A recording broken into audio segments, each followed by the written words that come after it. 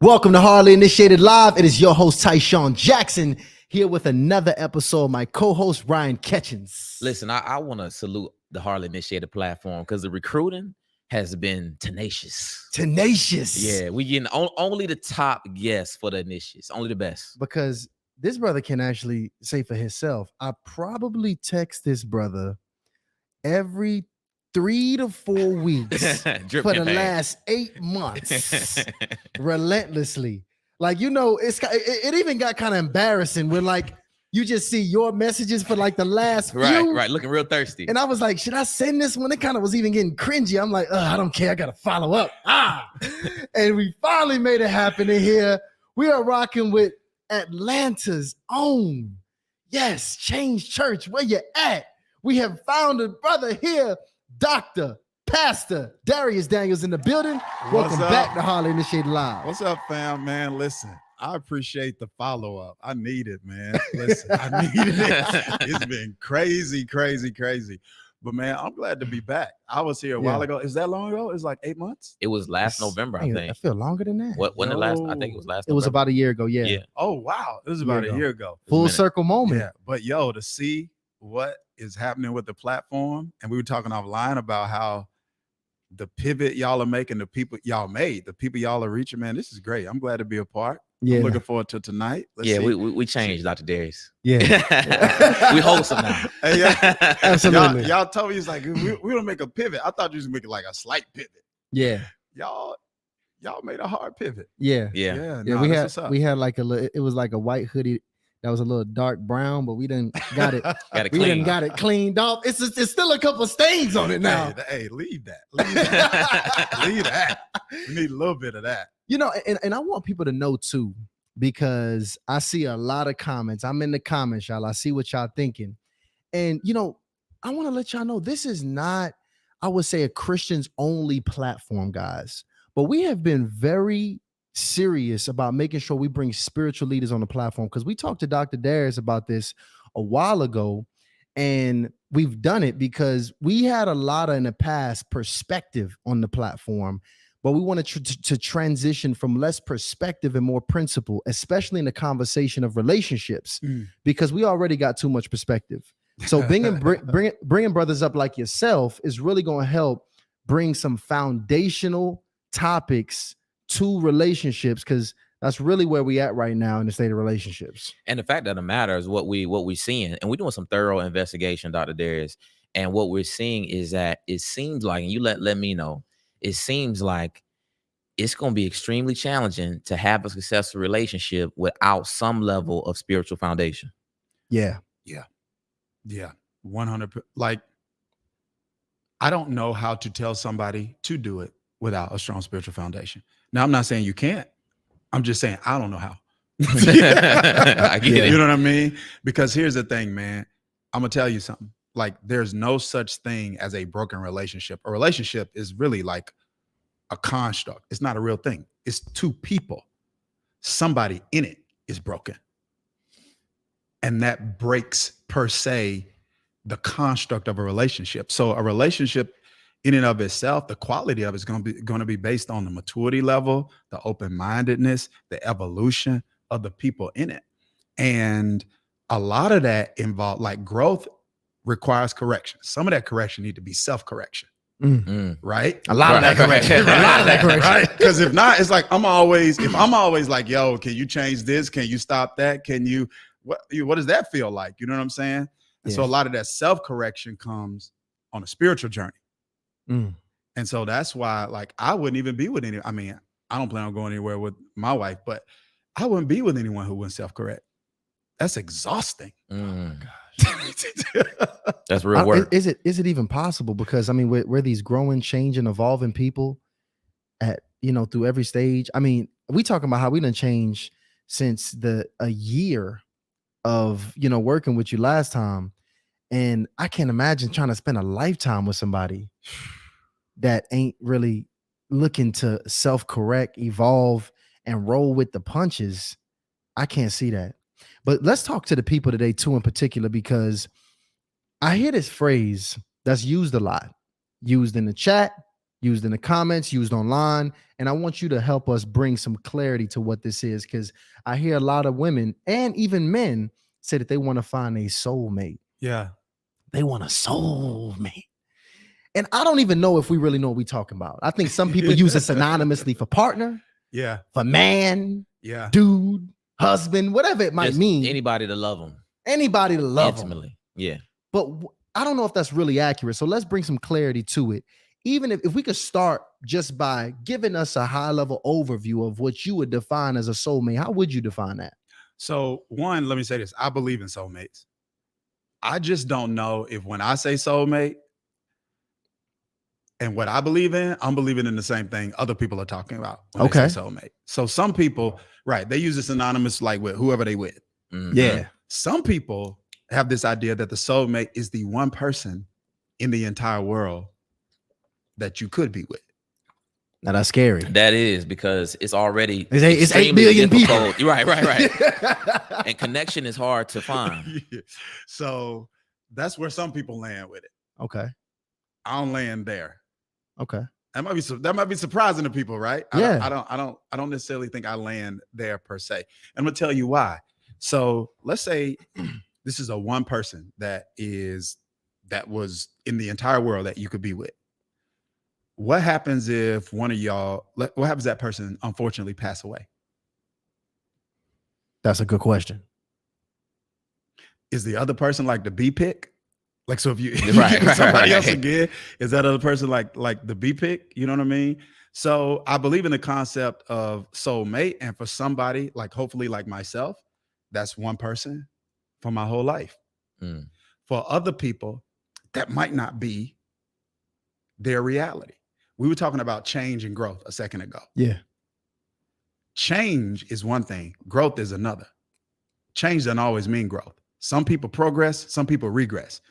That's something I see a lot, and I think we need to talk about more. It's like somebody changed, yeah, but they became worse. Like, you know what I'm saying?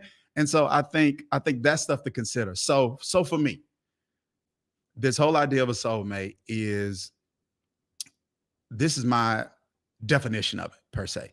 My definition is this: it is a person that is compatible with my soul. I'm gonna explain what that means to me in a minute, and necessary for my assignment, or suitable / compatible for my soul and necessary for my life's assignment. So when I'm talking about soul, I'm talking about the emotional part of me: mind, will, emotions, imagination, affection. So it is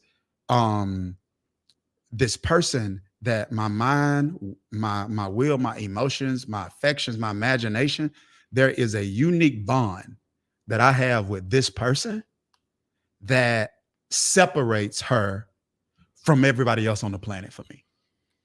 Got it. The bond, not the beauty, is what makes it. So the beauty may be a part of what I find attractive. That's the first thing I notice about my wife. I know what her personality was like. I just know she fine. What's up? You know what I'm saying? What up? Yeah. So, but I can lust her body. I can't bond with her body the way I can bond with her soul. I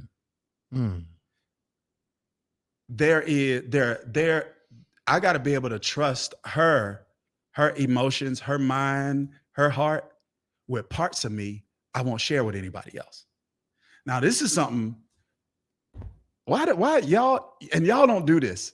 But we don't do. Y'all just create such a y'all can get people in trouble on this podcast. Yes, because y'all create such a disarming environment. You can just like you can forget, yo, I'm on camera. Wait a minute. But nah, like one of the things that with men in particular, this is what I've seen with men. It's real easy for men to get a body to somebody. And we can argue about whether or not that should be the case, right? I'm speaking not what should be, but what is. It's much more difficult for a man to give his soul to somebody. That's true. That's very, it's way harder.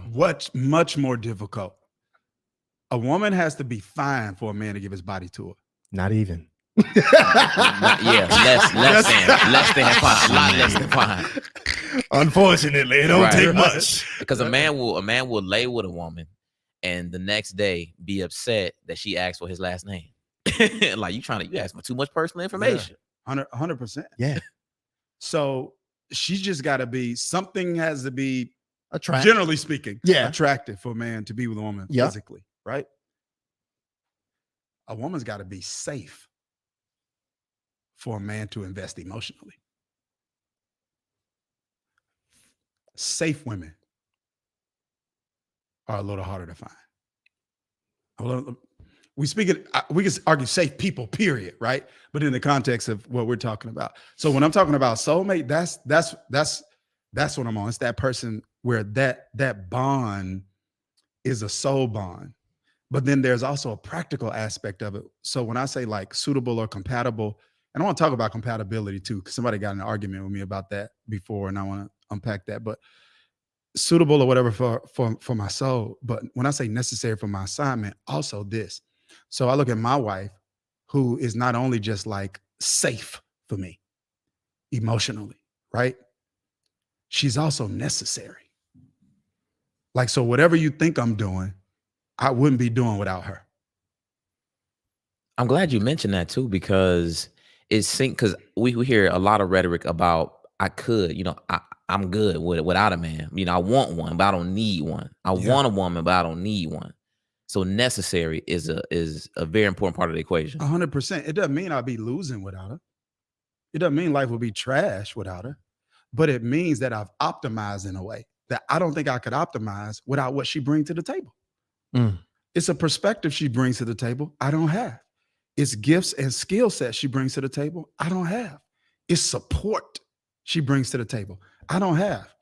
When I made the decision to go to law school, not to go to law school and go to seminary, that caused a lot of tension in a lot of my other relationships, whether it's friends, family, whoever. That woman was the one person who looked at me and she was like, you got to do what God telling you to do. I got you. If nobody supports you, I'm going to work and I'm going to support you when you go into seminary.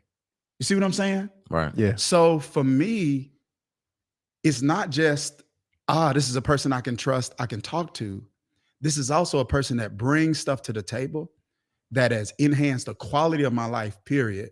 And it's definitely helped me optimize in a different way. So I had a friend recently who got married. He was killing single. And we were hanging out like the day or whatever before his wedding. I was like, yo, you're about to go crazy. He was like, what? I was like, what you're about to step into now that this area of your life straight, you're about to go crazy. You think you killing now, but you still got to give mental real estate to wondering. Before you met this person you with, you had to give mental energy to wondering, what's her motives? Do I really like her? This, that, and the other. You juggling dates. You know what I mean? You wondering if somebody really love you and got your back unconditionally. I was like, you have to give no more mental energy to that now. You can give complete mental energy to the thing you were born to do. And if you think you've been killing it before, you have to kill it in a completely different way when that area gets straight. I think Tashawn, actually, you just mentioned that to I think it was TG. Tony, Yeah. you talked about, hey, I'm pretty certain where I'm at now. If I go ahead and settle down and get me a woman, it's going to change my life. Oh, 100%. 100%. Especially when you out here living. Listen. Living what? Living dot. I ain't trying to get judged on this camera right now. But when you ain't been living right, it's even more stressful. So like being able to have somebody, and I said this too, man, like having a woman, it truly is this sense of security. Yes. In that too, because when you're single, there's exposure. Yeah. There's danger there that, somebody's not vested in the kingdom. Facts. Like she's not vested in the growth and the expansion of this one kingdom because she has no equity in it. She has no buy-in to the vision. So everybody else that's coming in as here, you don't know if they here to stay, here to take, here to whatever their intentions is. So that exposure is dangerous, especially for a man who wants to build something. It really doesn't even make sense. So, when we talking about this idea of a soulmate, help me. Is it a difference? Because what I'm hearing, when I hear this soulmate, it sounds a lot like the helpmate. Is Yeah. is a soulmate and a helpmate? Is that the healthiest, synonymous word that I can probably use when we talking about a soulmate? I kind of feel like when people think helpmate, they think woman. Right. That You is know what I mean? true. Yeah, yeah, I think woman. I definitely don't think of a brother as a because helpmate. biblically, right? Yeah. So that's why I would say, I don't know, that word might be the closest word we can come to now, but it doesn't completely capture in my mind the Got idea it. of a soulmate, because I would say my wife's my soulmate, and she would say that I'm her soulmate.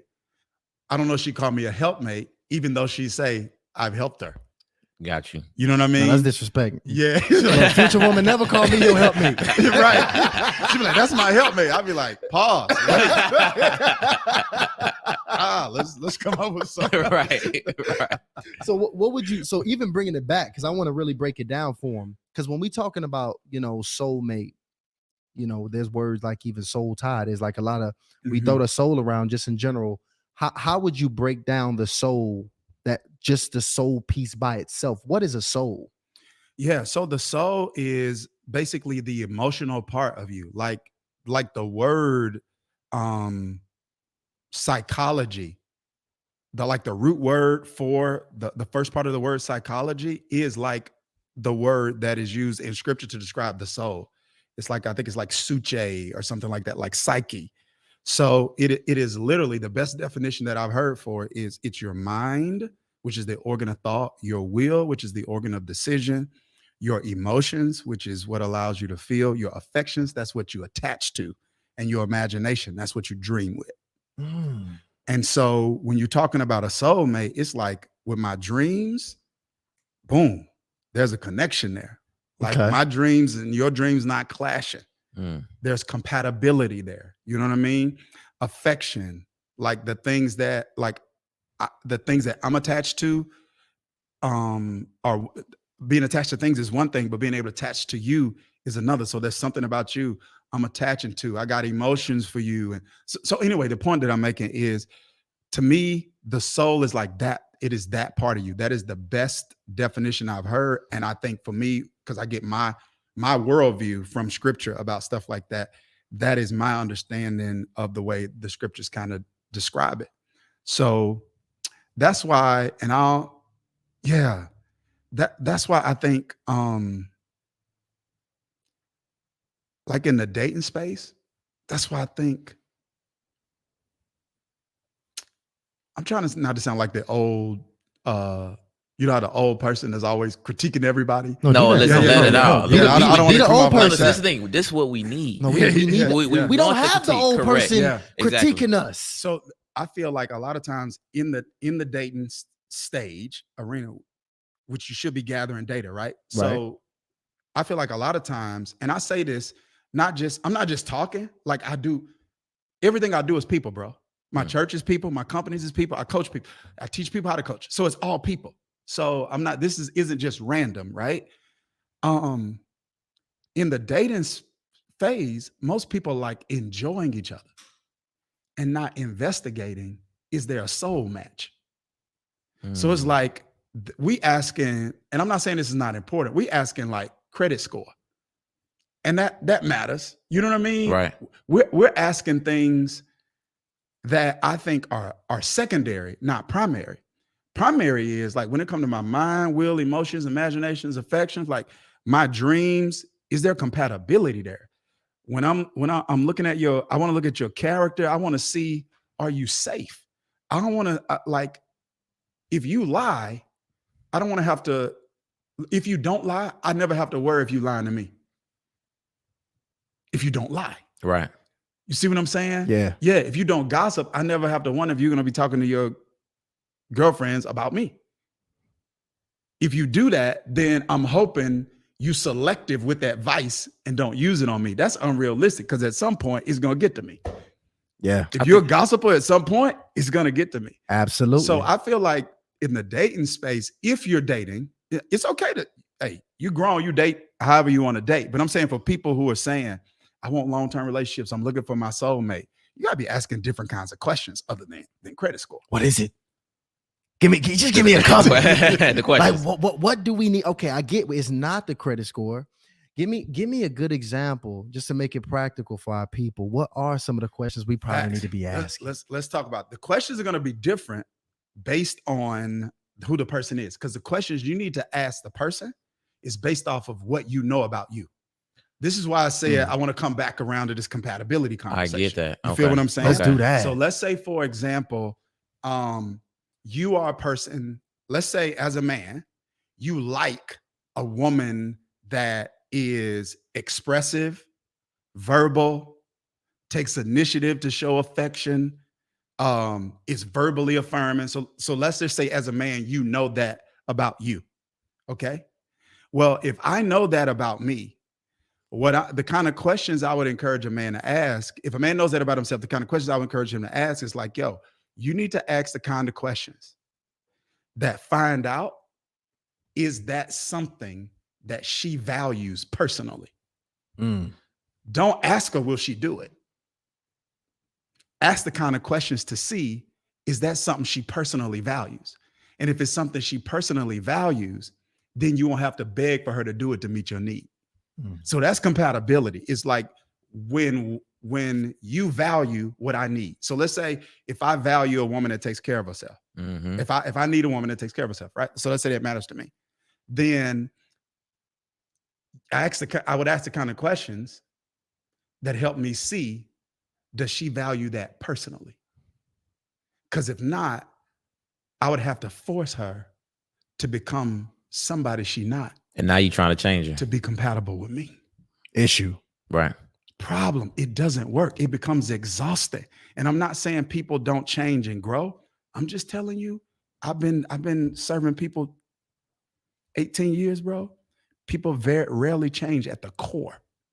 They become a different version of who they are, but at the core, they rarely change. And so that was one of the things that I feel like that was just like amazing with my wife and I. The stuff I need is stuff she personally values. So the conversations and the growth in the relationship is me articulating to her the way I need her to express what she already valued, the way I needed her to give it to me. I'm not arguing or pressuring her to give something she doesn't want to give, and vice versa. So the kind of question, my point is the kind of questions that you would ask is going to be based on how well you know you. And if you don't know yourself well, you're not going to know what questions to ask. Because knowing yourself well takes a lot of work. 100%. Yeah, that makes a lot of sense because, don't get me wrong, it is some templated questions that are good.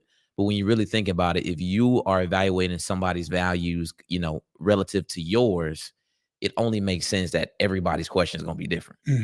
Yeah, like if you got an IT company and you're looking for an IT tech person, you wouldn't ask them a question for a car sales job. Exactly. Because you're looking for different things in that person. So it seems like before you ask somebody else questions, you need to ask yourself questions. Facts. So you can figure out exactly what your own needs are. Yeah.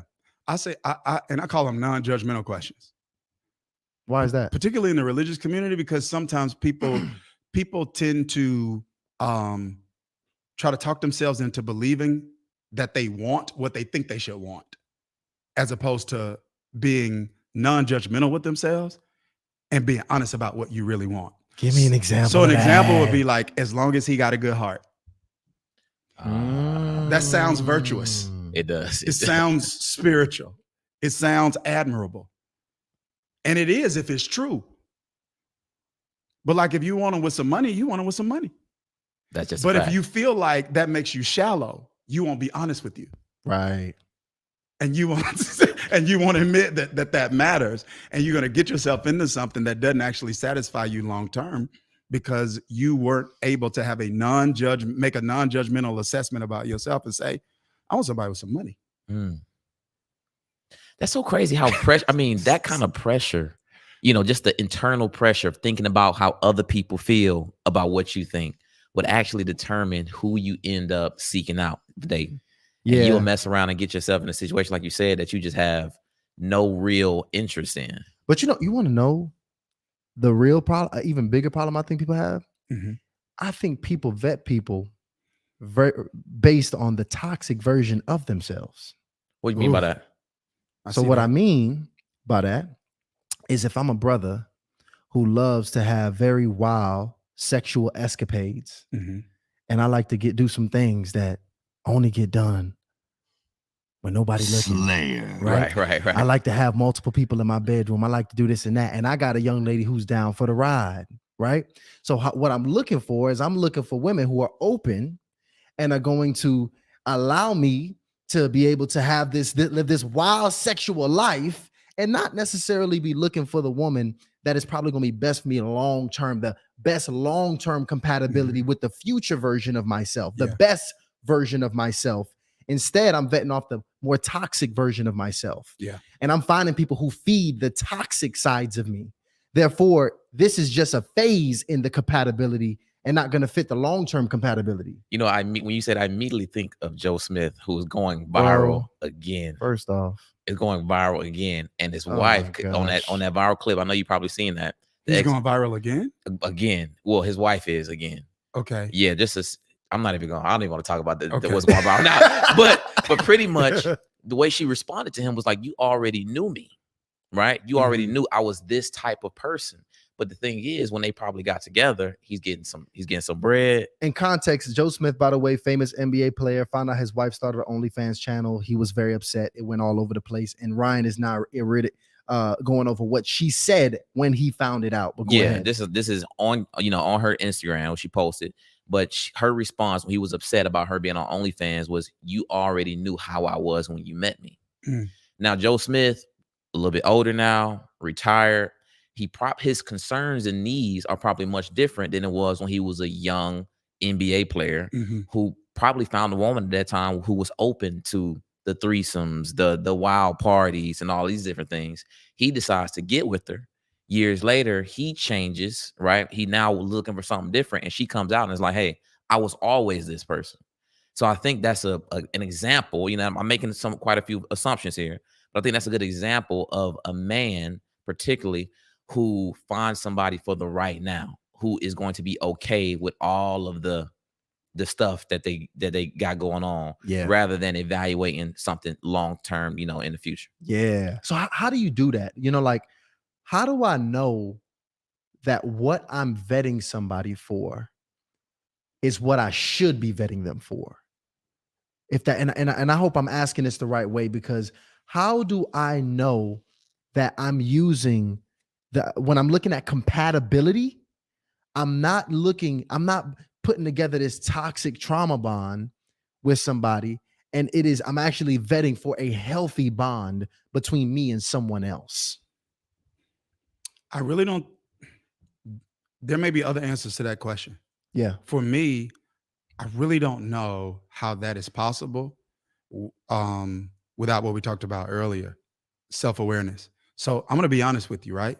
I think marital covenantal relationships are for emotionally mature people. And so part of being emotionally mature, emotionally intelligent is self-awareness.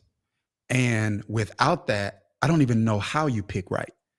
There's no workaround around that, because if I'm not aware, so because you mentioned earlier, like, let's say if a person is a toxic version of themselves, right? None of us are a fully optimized version of ourselves. Right. That's way different than a toxic and dysfunctional version of myself, right? If I'm unaware that my current state in life is toxic and dysfunctional, there's no workaround that exists that's going to help me choose right, because I'm choosing based out of who I am and where I am. So if I'm toxic, my choices, the choices that I make are going to be affected by that. The lens through which I see people are going to be affected by that. And what I really think I want and need is going to be affected by that.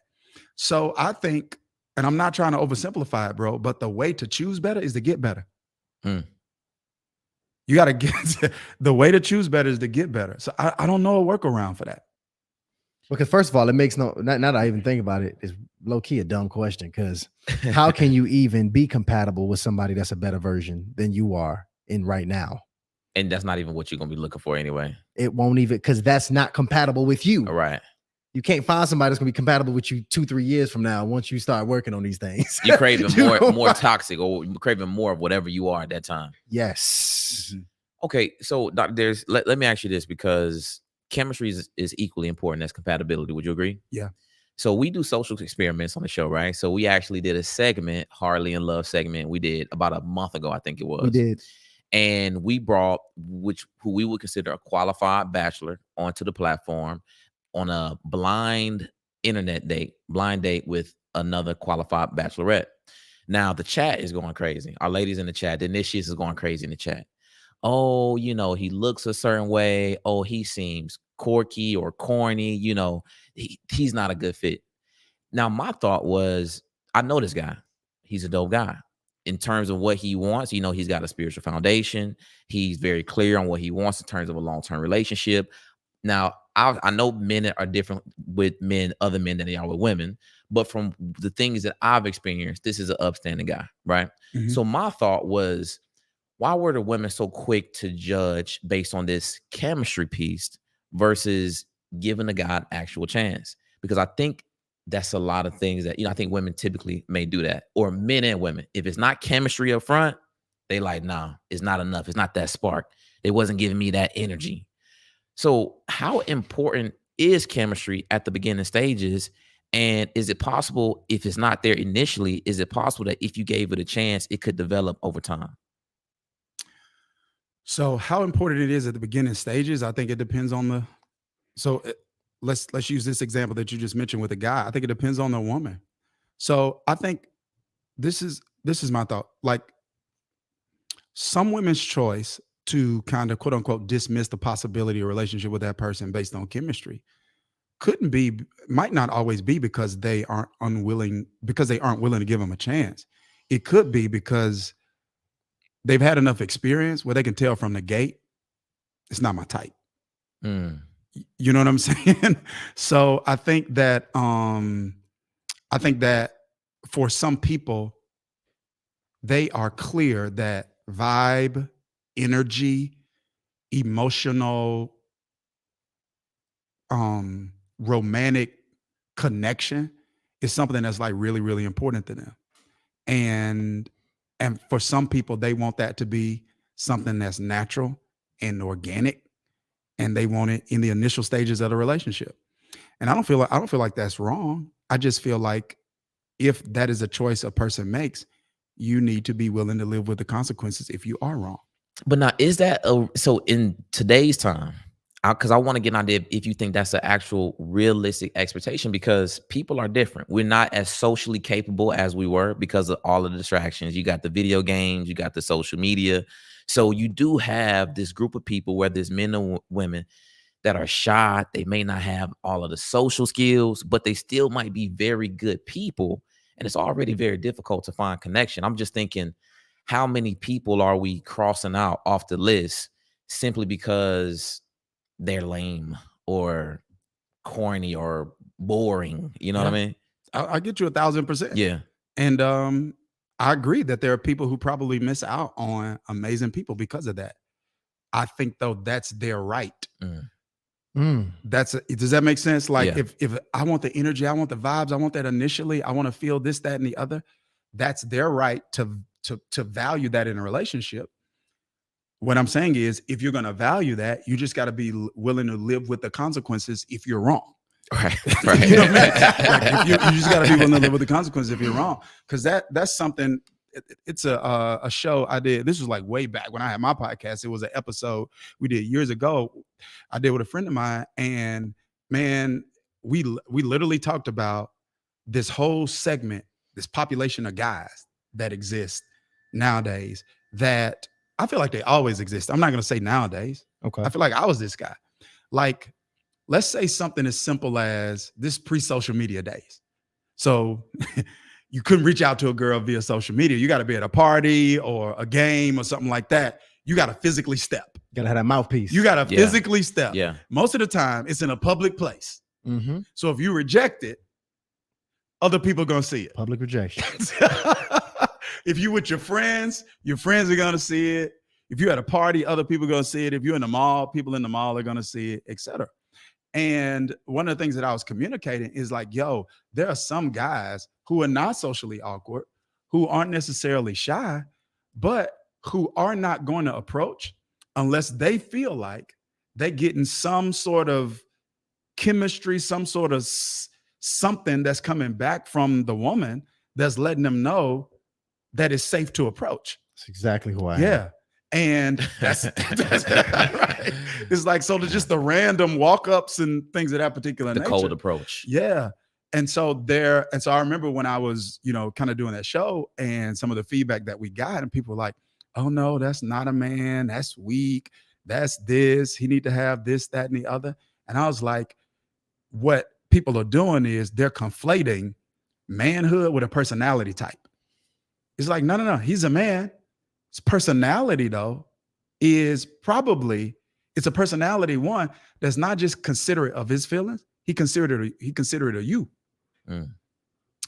And honestly, that's probably kind of man you want to be with long term. Calculated. Interesting. Measured, intuitive, aware. Yes. Not just on some, just oblivious, just don't care. That's going to manifest itself in different ways down the line in a relationship. And some of those ways is probably not going to serve the relationship well. You won't like some of that. Let me tell you, because we both got a boy who he don't give a care about what nobody think at any given time. And I'm talking about, he's one of our most, like, you talking about a good time? Yeah. He's a good time. I'm trying to think but about just what know you're talking about. The likelihood of us getting kicked out of a spot because the brother's unaware. Oh, yeah, I know Because exactly. he's unaware. But the likelihood that he pisses people off around him regularly. That's just what comes with that kind of personality type. Yeah. Me, like you said, there's a level of presence in understanding what's going on. It's a level of, like you said, intellect, emotional intelligence to understand. And we're not even looking for much. Yeah. You ain't gotta, right. You ain't gotta send a letter. Yeah. Right? You don't have to wink. Yeah. You ain't gotta do all that. Yeah. But it is something we do pick up, and that is that calculated approach. Yeah. Yeah. 100%. And I'm not saying it always turns out this way, but like even with the personality type you were just mentioning, it's like sometimes a person that's not like considerate and like person who just doesn't care, when you get in a relationship, they're not gonna care when it comes to you about certain things. It's like, God, I don't care enough. I'm buying this. You're gonna have to deal with it. We moving. You're gonna have to deal with it. So I think everybody's got the right to gauge and judge based off of what they feel like matters to them, but then everybody has to be able to sit with the consequences of that if you're wrong. Yeah. Yeah. What do you recommend now though? Because we talk about finding a soulmate, right? How does that look like? Because like now I want to kind of go into another area. Because they Dr. Dharius, they saying they not in the church. That's what they saying. the ladies is looking. They like, listen, I done seen this gentleman for a month straight, and he still ain't sat by me in the pew. Facts. So what's going on? All right, what we supposed to do? I don't know. I don't know, man. I can't tell people. So because for me, again, there are other answers, but for me, there's a God factor involved where he organizes or he orchestrates what some people call, it was just serendipitous. I was just in the grocery store and it just like, boom, it just happened. So I'm sure there are ways where people can, you can position yourself. I mean, sure, you're not going to find nobody at home. You know what I'm saying?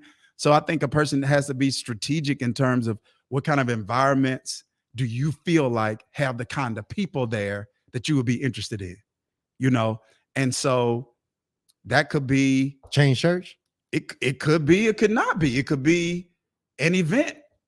It could be Invest Fest. It could be Black Love. Right. It could be what did they just have here? Music Fest. It could be one music fest. Yeah, it could be a concert at Chastain Park. It could be a singles event at church. It could just, I think a person's got to be willing to simply put themselves in environments where God can make that holy hookup for them. You know what I'm saying? And I think that's just like anything else you want. It takes persistence. It takes patience. Optimism. Yeah, like what else do you get without in it? What else do you get that's worth having without any of those things? Yeah. This podcast wouldn't exist if y'all weren't persistent, if you weren't optimistic, if you weren't willing to learn, to grow, to keep pushing forward. So I think, a lot of times when I say stuff like that, people are like, "Yo, how long?" I was like, I don't know. Yeah. But what's your other option?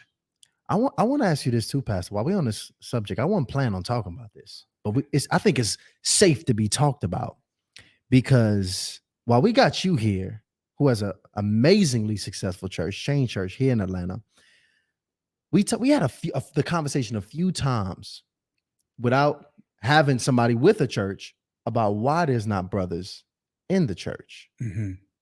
And I want to get your perspective on why you feel, for the people especially listening, on why there's not as many brothers in the church as it probably should and could be. Yeah. I want to say this. I hope it doesn't come off the wrong way. They in ours. Okay. Okay. And for context, Yeah. They had changed. They had changed with and it. to give them context too, because we actually gave you a shout out on, I can't remember what show it was. Once we found out that one of our friends actually finished the program, we actually gave you a shout out. But for context, Dr. Dharius Daniel actually does a program, but it's Navy SEALs quality level. Yeah. For specifically for men, and if Men I'm not only. mistaken, it's called Made Men. Yeah, Made Men. So it's a super intensive kind of 12-week discipleship process.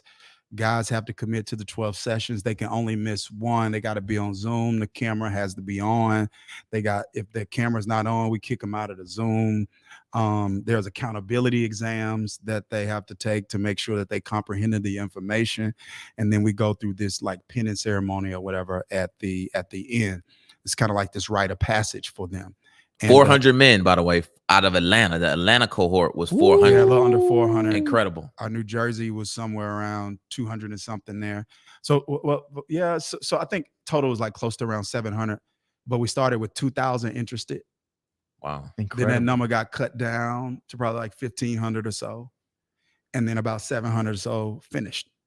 Wow. Yeah. So and these are like married brothers, single brothers. Some married, some single. Wow. Yep.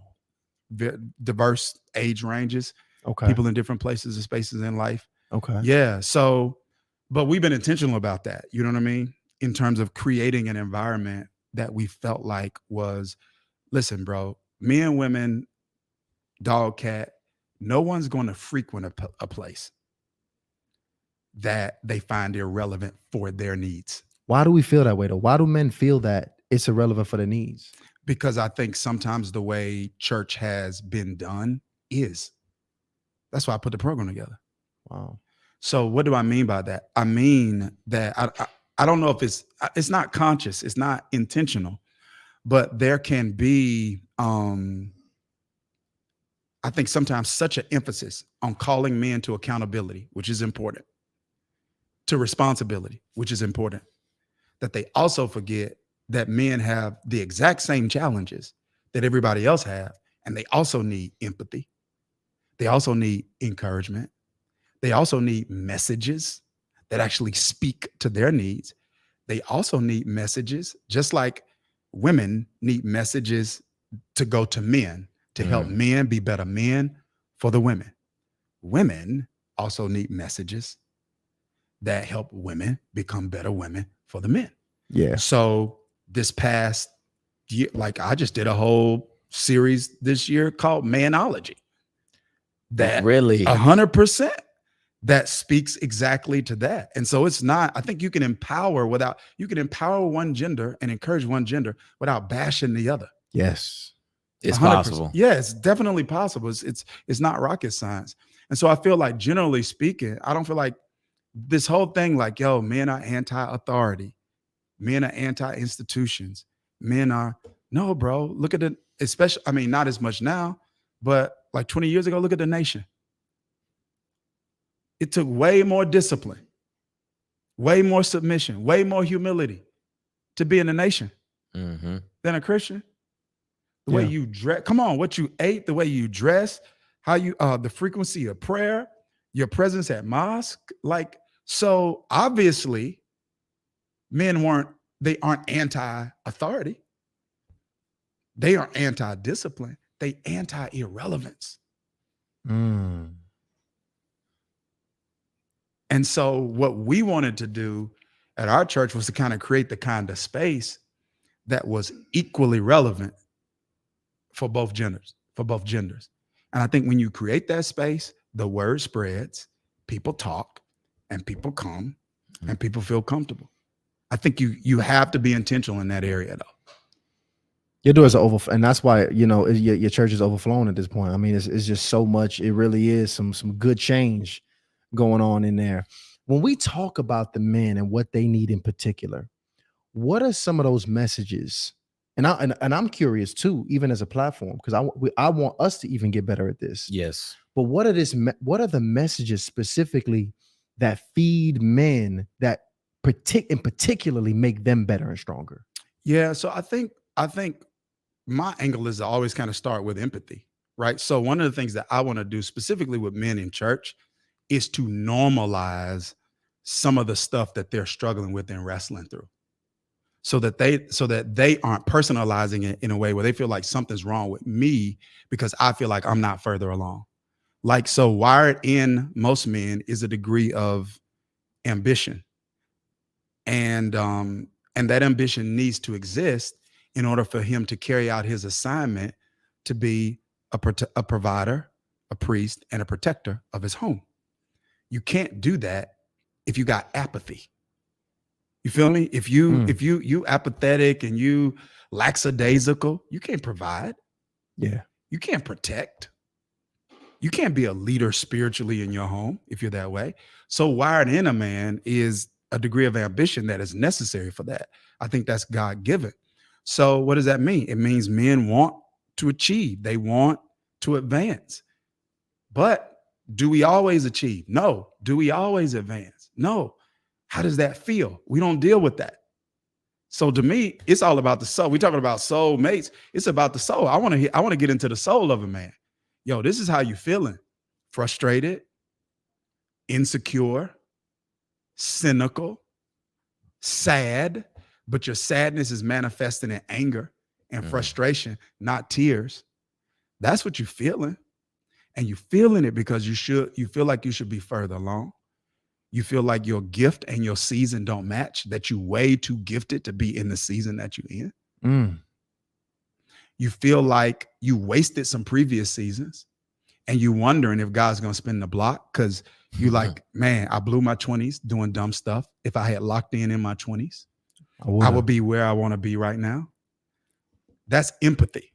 That's getting into does that make sense? I like that a lot. Yeah. Man, that just hit my soul. Yeah. I've thought all of those thoughts at some point. Yeah. And that's what that's my point about normalizing it, because we all have. But where is that ever talked about? Nowhere I can think of. Yeah. You're right. But every man's dealing with it. And because it's not talked about, he's dealing with it, or most men are dealing with it, but it's still undealt with. Yeah. And so all of that frustration, that anger, that disappointment, that insecurity, it gets projected onto everything a man's involved in. And so a lot of stuff that a woman is getting from a man is stuff that a man hadn't dealt with inside himself. So he's frustrated. He's fragile and easily frustrated because he's frustrated at life. He's frustrated with where he is. And until that is addressed, he's always going to be this fragile person. So for me, I want to empathize with that. And then I want to show them blueprints and paths to get out of some of that. To show, hey, why is it that you believe because you blew your 20s, you've blown your life? I want to expose that's a limited belief. Where you get that from? You didn't get it from God. Who do you know that didn't blow their 20s? You're looking at one dude on Instagram that killed it in his 20s. Now you thinking everybody's supposed to have killed it in their 20s? I'm telling you. You know what I'm saying? It's like, yeah. So for me, it's there. It's like dig into the soul, deal with the issues that are not being dealt with, and then show them the path and the blueprint in God's word on how to actually get out of some of that stuff, or help them grow and change so that they can handle the stuff better that's not going to change right now. Because some people financial conditions not going to change overnight, but they can change. So they got a better perspective on that until that thing that they want to change changes. So that's kind of what I'm on. Obviously, I feel very passionate about that because my life is whatever's happened with it in part is the fruit of men who've dug into my chest that way. I like that because men want community just as well. You know, 'cause we hear about women and what they, you know, how much they value community, but men are looking for homes as well where they can be amongst other strong men, where their needs, like you're saying, can be catered to. Yeah. And so just generally so they can be fed. So I like that you're doing that for the men. And, you know, the ladies like that too. Because the ladies, they want a man of God. That's what they want. That's what all of them say. Yeah. And key word there, strong man. Strong man, right. Strong man. Yeah. Dr. Dharius, strong man. Because I done been in some churches and like, because you know when you, like as a man, when you get into the presence of another man and it's a strong man. Mm-hmm. Right. Even if it's from another, like even if this brother is from another walk of life, it's like it's that strong man energy. And there's just a level of that's Dr. Darius security. That's right, gay. Like that security walk up. Gang, that strong man energy. It's just instant reverence. Right. I'm like, oh, instant respect. I had to check am I doing something wrong here? You know what I'm saying? Right. Right. You want to give him a tight hug. You get real hard on your handshake with that kind of brother, right? You get right. But no doubt. Sometimes that's just not present as well. Mm-hmm. Mm-hmm. That strong man. Yeah. That strong man. A strong man. Is a strong man created or is a strong man born? Well, I'm going to say generally speaking, they're created. And so I know what you mean by strong, right? And because you mean strong in a healthy way, not yes in a toxic way. Yes. Domineering, whatever. Yeah. But no, man, it's created. And so it's either created by adversity, which sometimes is a gift. Or a combination of adversity and intentionality. And so when I say intentionality, meaning that some other man was intentional in instilling certain values into that man. So like my father was that man for me. You feel me?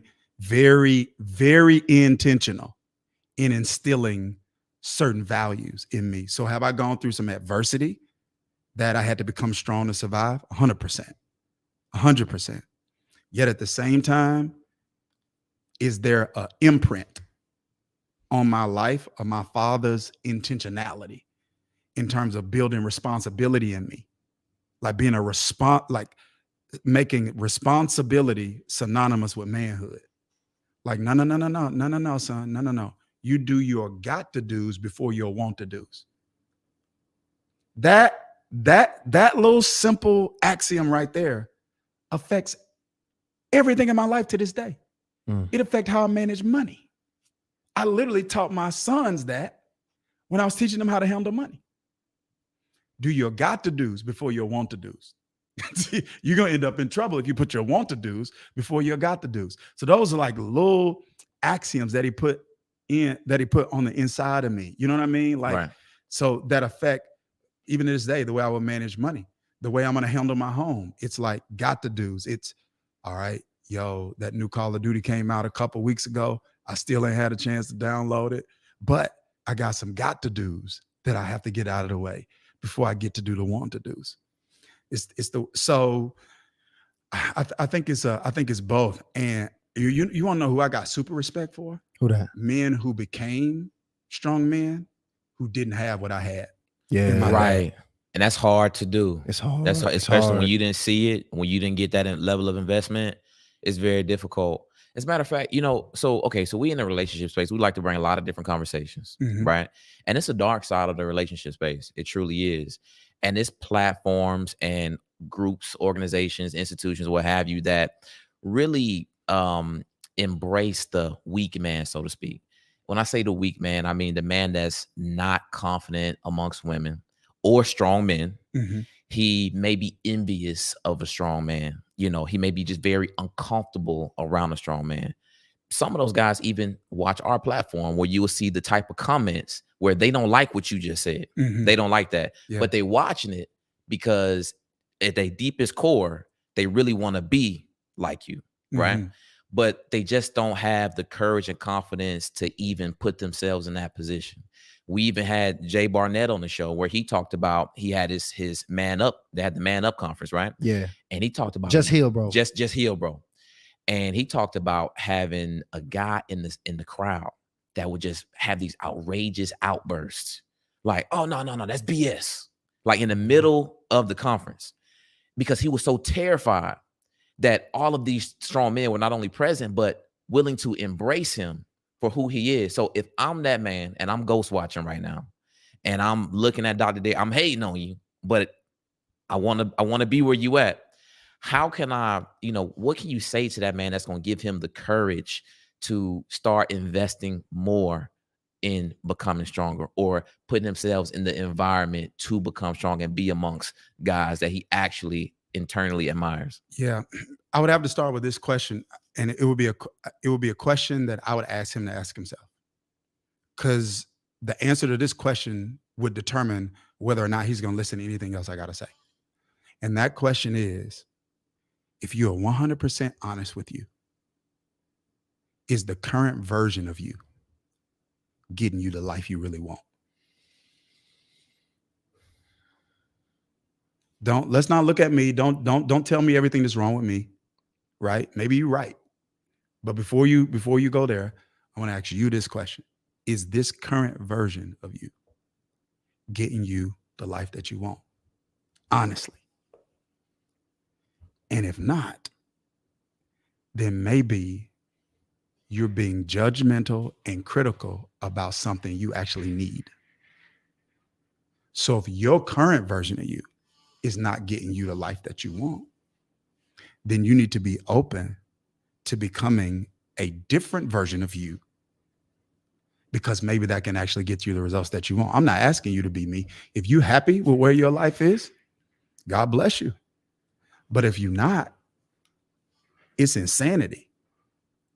Not only to keep doing the same thing, expect to get different results, but to keep being the same person and expect to get different results. And so if a man not able and willing to be honest with himself along those lines, there's nothing. I did this message years ago called 5 Types of People You Can't Help. So when you're in my line of work, you got to be able to identify that quick. Well, I want to hear that one. Because Right. If not, you're going to spend a lot of time mismanaging your investment, because you're going to be sowing it and giving it into people that are not ready for it, not willing to receive it. So the point that I'm making is, if a person won't give an honest answer to that question, that person falls in a category where that I can't say you can't be helped. I'm saying I can't help you. I'm not saying I'm gonna give up on you. I'm saying I'm gonna give you up to God. You're a God case. I think that message is relevant, and because weakness is a spectrum. Because I don't want the people watching to think you talking about just the guy that playing video games all day Sure, and is lazy. Yeah. It's the guy who's violent, the guy who can't control his emotions, Yep. the guy that wants to stay in the streets, the guy that is envious and jealous, the guy who just can't trust anybody. Yeah. Right. All of that is some levels of weakness, and you have to be able to become open to getting help. Yeah. So I think that question is applicable to a lot of people. Yeah. Is it going to take us 2 left if we go into that 5 types of people? Is that 2 left? It's your podcast. We can talk about whatever you want. He just said the 5 types. I mean, like, you can't just drop that on me. And like, I'm like, come on, we better send me the link or something. I just want to know. Now we did have some super chats come in. You want to cover some? No, we got chats? super chats, and we never let the Facebook people go too.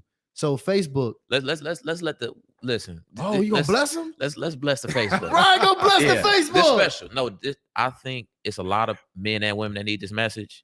We're gonna hold it down for the Facebook community. Let them stay on just for this one. Listen, this is a Dr. Dharius special right here for you. Right. You get to stay in here. Go ahead, read the super chats. Let's get 1,400 people in the chat, by the way. So shout out to all in this shit. Shout out to VJ. VJ get a shout out every show. VJ again, the first to drop a super chat. VJ, We love you, you. VJ. Shout out to Yali coming in. She says, just want to say that Pastor Daniel's Love and Basketball is by far my favorite relationship series ever. Look, we got the tribe. We got your tribe in the community. Shout out to the tribe in here. We have completely converted.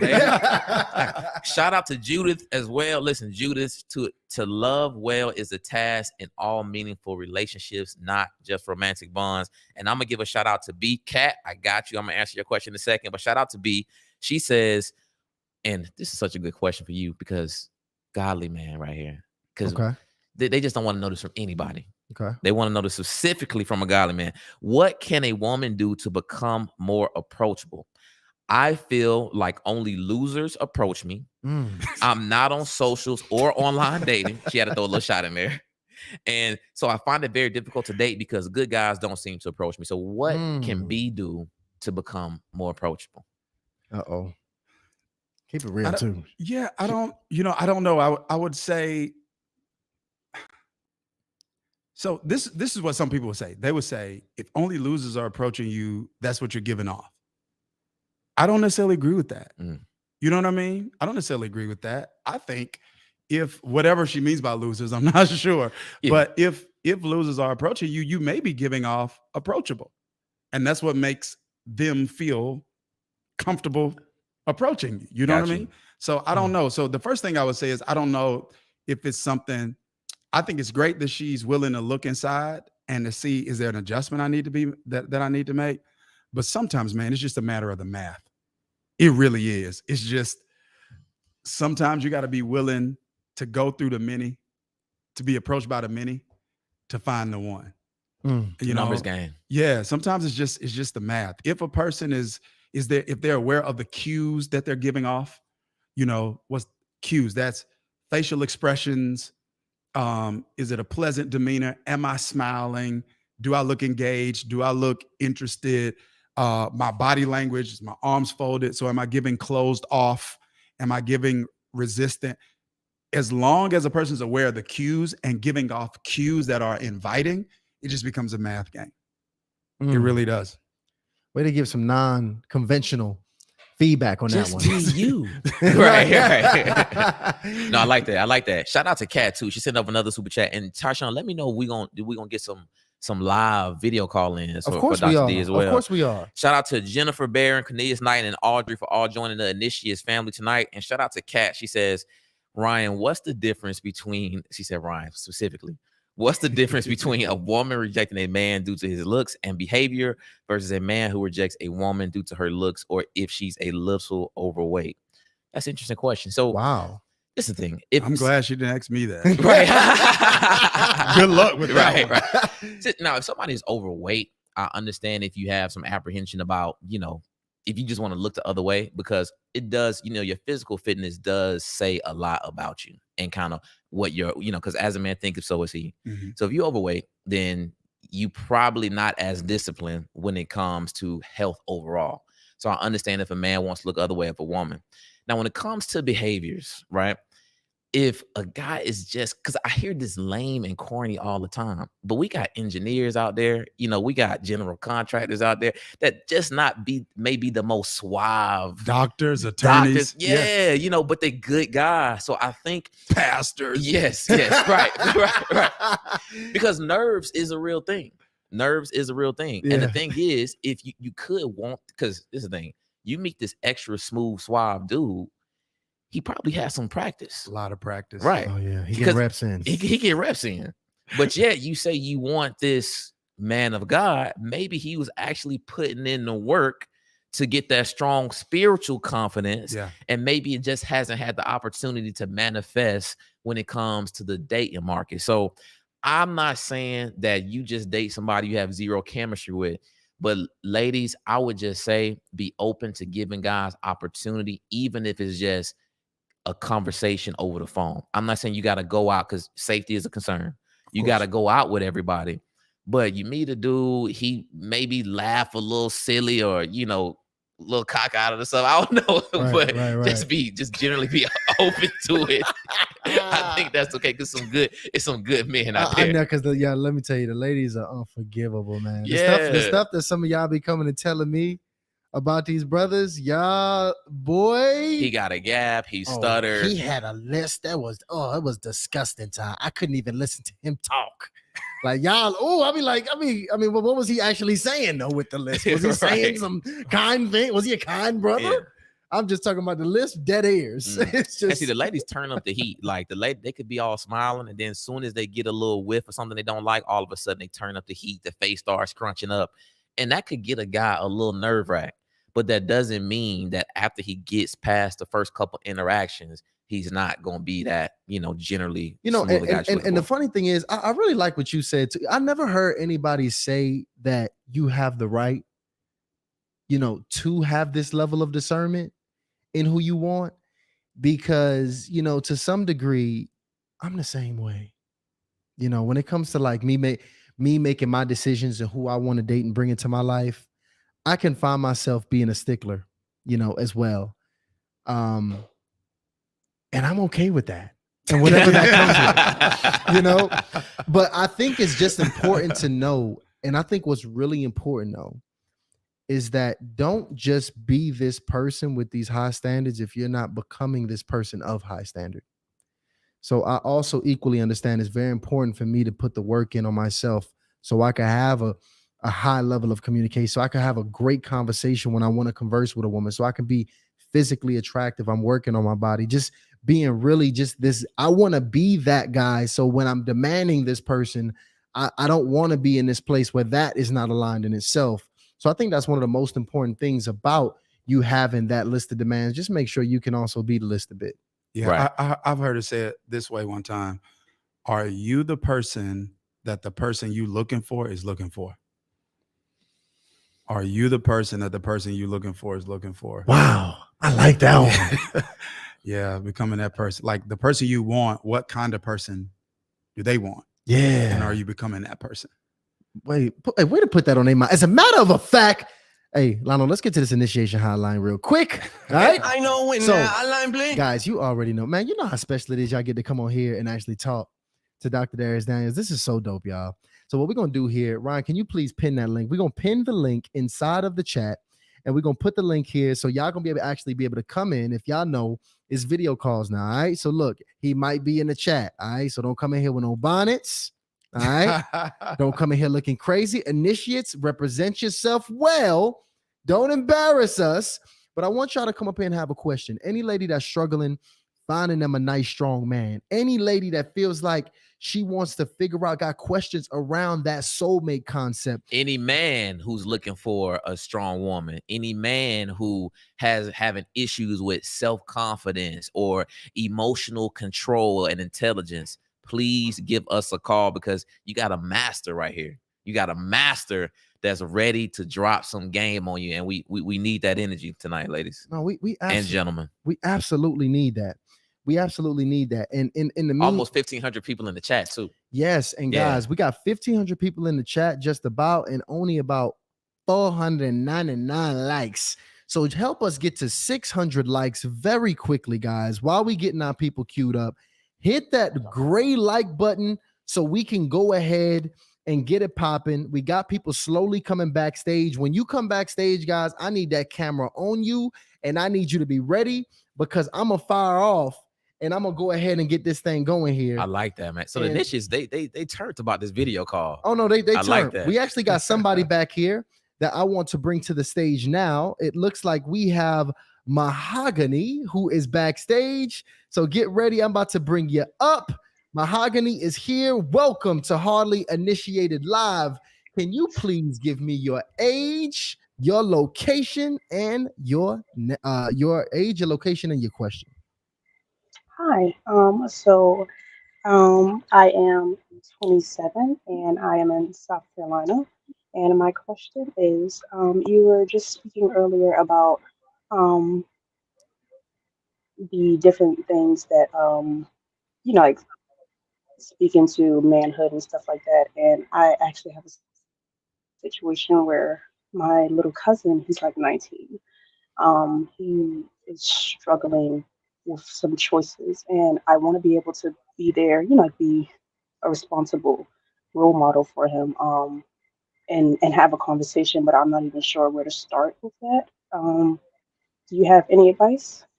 Mm. Yeah, I think if he's struggling with choices, I think that, and one, I'm sorry you're experiencing that. I can hear in your voice your concern for him. I think that's incredible. Number one, first of all, he's blessed to have people in his life like you, because there are a lot of people who are struggling with choices like that aren't blessed with that kind of support system, and people like you that care. And I feel very confident and optimistic about the about I feel very confident and optimistic about the likelihood of him having a turnaround by the fact that God's blessed him with people like you in his life. So when people are in stages like this, I think it's like our tendency, when I say our, I mean people's tendency to try to go like immediately to correction. Mm. And I like to start with empathy. It is to try to figure out ways to convey and to communicate to this person, I love you. Tell me what's going on with you. Mm. Because sometimes the behavior and the choices that they're making is something we're trying to fix when that's the symptom. It's not the real sickness. Yeah. So sometimes there can be similar symptoms, but different sicknesses. So people, let's say gangs, people get in gangs for different reasons, but some get in to belong. And if you're trying to fix the gang issue without fixing the belonging issue, you're not going to cover much ground. So I think just kind of trying to deepen the relationship with him, developing that relational equity, just showing that you love him, that you care, that you're invested, that you're willing to keep, to be there with him and be there for him, and keep asking questions that communicate to him you really want to know how he's doing. Then hopefully he gets to the point at some point where he's able to give you a real answer.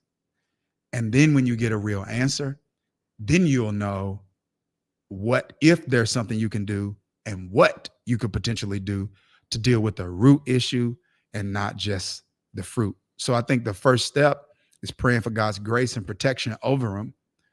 And you try to build relational equity with him so that at some point he gives you the real.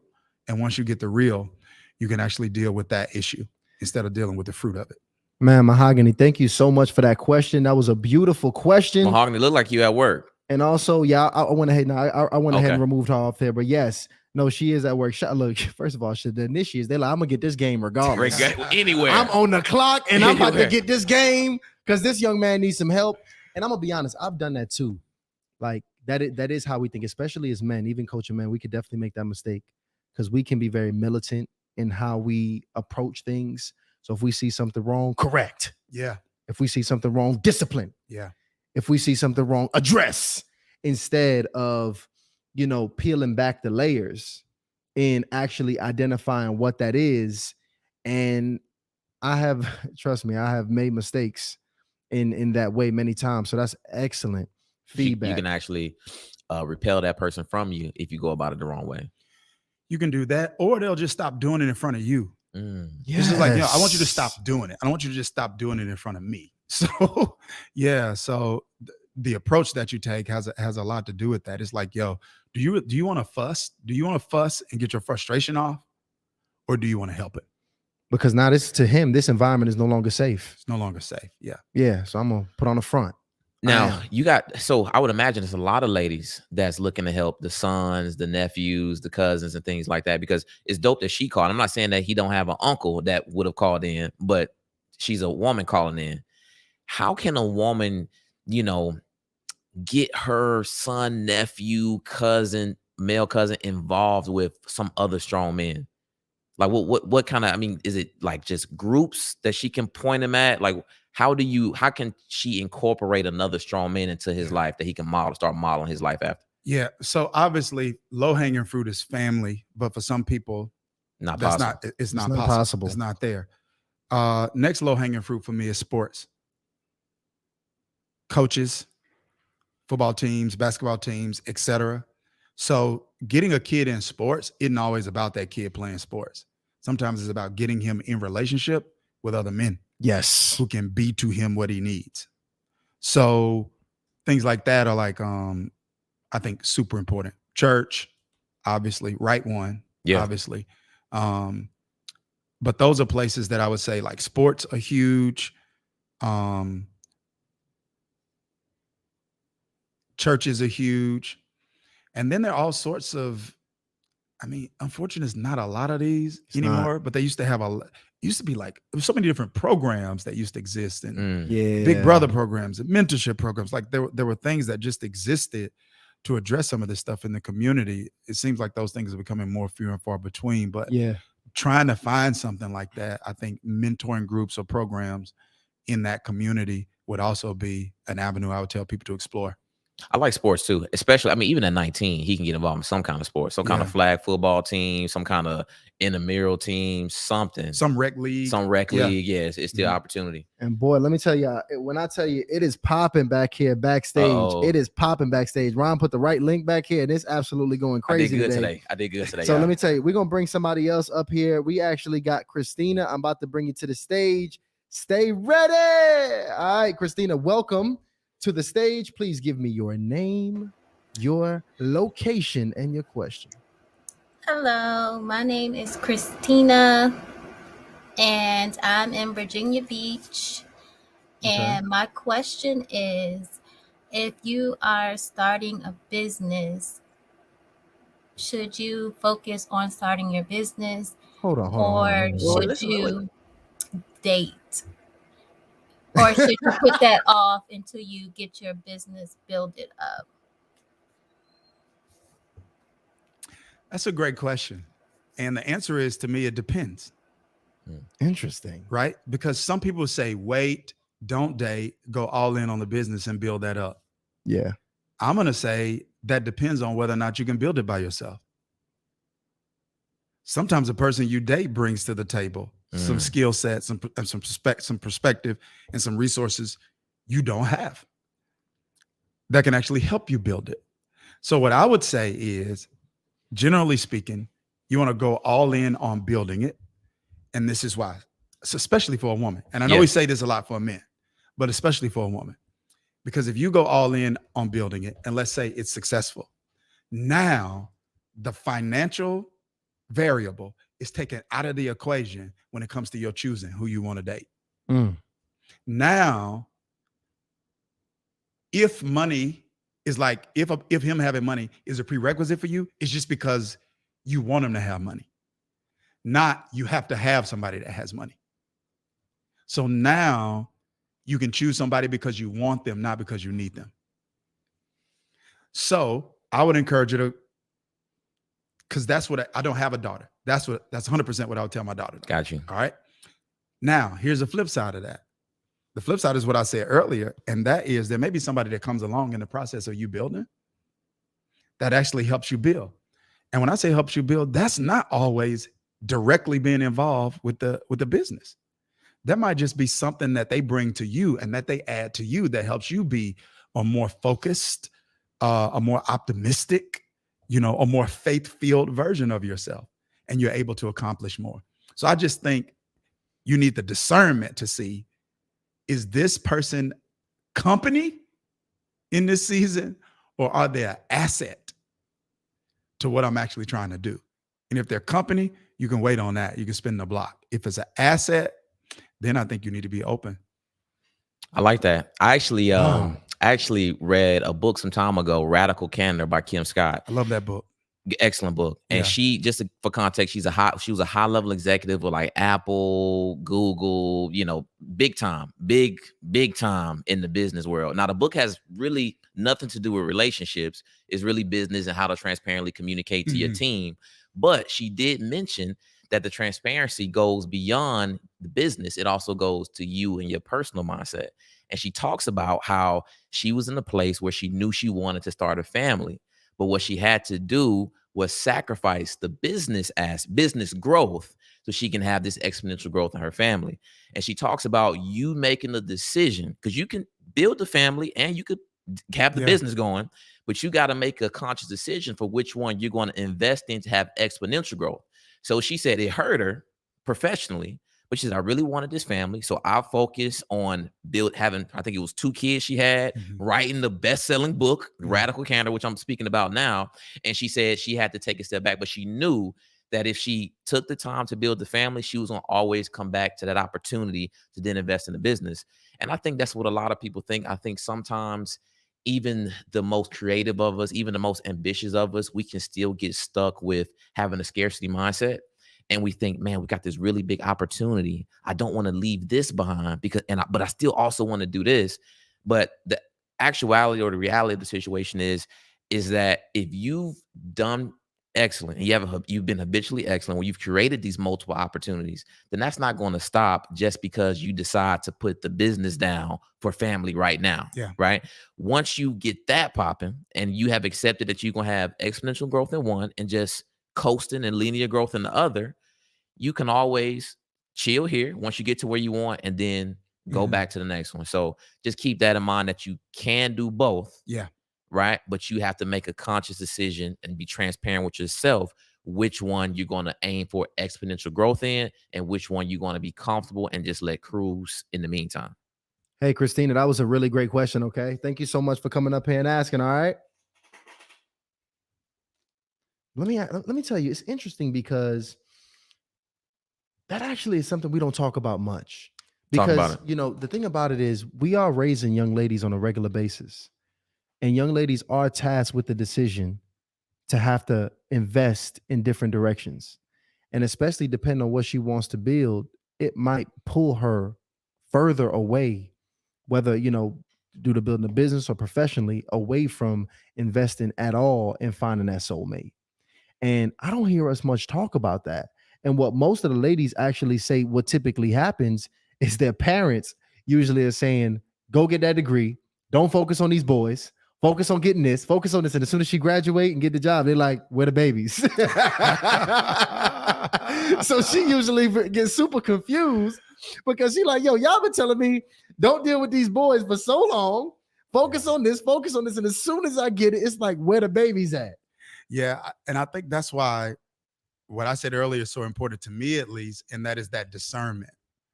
The difference between recognizing, all right, this is somebody in my life, they cool, but they just company, versus, nah, this is kind of somebody that's special. And I don't know when a person like this, or if a person like this is going to circle back in my life again. Mm-hmm. And so you got to have that discernment to know when to kind of be open and flexible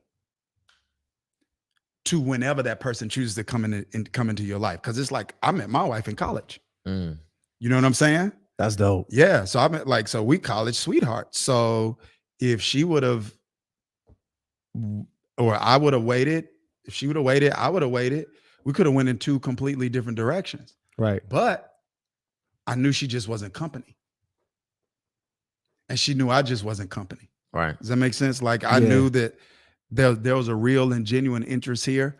I saw something special in her. Hopefully she saw something special in me. And I was willing to make that adjustment. But I'm gonna say this, as a pastor, I don't think the parents wrong who take that approach. They're not wrong. What's the survivability rate of most marriages? Oh, it's low. Oh, 50% at this point? Is that what it's at? 100%. Yeah, 50%. Yeah. So bringing in reality right now, statistical evidence right now. Yeah. So if she's done nothing to position herself to be able to fend for herself, if she fall in that 50%, who gonna have to swoop back in? Parents. So yeah, that's why I say the discernment is important. Like, yo, go and make sure you're positioning yourself as an adult to be responsible for yourself. Then at the same time, be open for when a potential soulmate can come into your life. And if that person comes in early, great. Then make space and make room for that person. If that person comes in late, cool, fine. But if you're going to press pause on everything, please make sure you pressing pause for the right one. Facts. That's a fact. Because in my line of work, I see the other side. Does that make sense? It I does. see when it don't go. I see when it goes bad, Mm. and I see the repercussions of it, of what happens when it goes bad. Yeah. He said, "Oh no, he'll just give her alimony." Okay, if you think that's the way it works, They're gonna be fighting that, right? What? Right. What? Yeah, And that's if that brother got something to give. exactly. Great point. Exactly.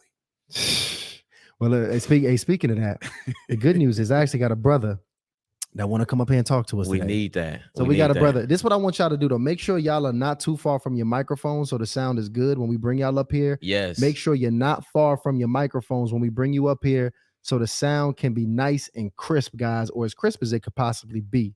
All right, I need all of my initiates to go buy a mic. All right, so just in case we can have the best sound. So go buy y'all a mic. But I do want to give a shout out to the niches because y'all are doing an excellent job with looking good and looking presentable and right on these calls. So shout out to y'all. Big shout out to my initiates. So here, that can't be embarrassing us in front of Dr. Dharius like that. It looked like we got Street Media TV coming up here. What's up, brother? How you living, man? Hey, what's going on? Y'all can hear me, right?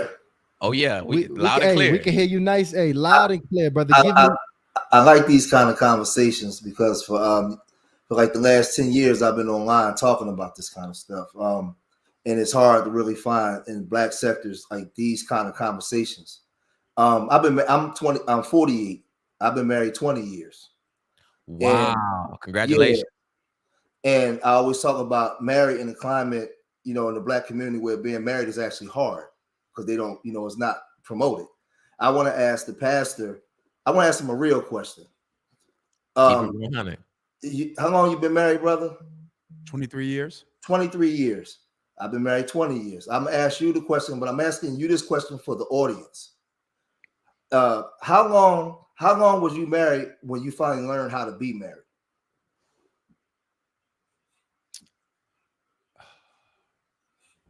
It's a great question, brother. Mrs. Daniels is watching right now. I'm gonna say from my perspective, I don't know how she would answer this. I'm gonna say probably 10. Oh man, I'm glad you said that. The same here. It took me 10 years to learn how to be married. And can I just say this one thing? Why I say that? It took me 10 years to learn how to cater to my wife's ever-changing emotions to get out of her what I needed from her. But it took me 10 years to understand that. Yeah. Took me 10. I don't want brothers to get scared away and think it's going to take y'all 10. Yeah. I think me and this brother both got married very young too. Mm-hmm. Both got married in our 20s. Yeah. So there was some learning about ourselves that we had to do. That's just probably some general maturing that we had to do. But yeah, I would say, I'd say probably 10. And when you say, and just to be clear for you, Dr. Daniels, you're talking about 10 years. What were some of those fundamental things that you feel like you had to get under your belt that took 10 years? So we can make it a little bit more practical, because he described it as being married. Yeah. But being married, how do you define that? What were those things that you had to be equipped with? Yeah. So I think kind of even to his point, I think one of the things for me, it took me kind of like 10 years to get to the point where I wasn't demonizing my wife's differences. So it's like, what do I mean by that? Not like that I was insulting the differences, but it's like, sometimes somebody can need something relationally that you don't need, and you don't take it as serious because you don't need it. And so it's almost like you can judge them for needing it. It's like, why you need that?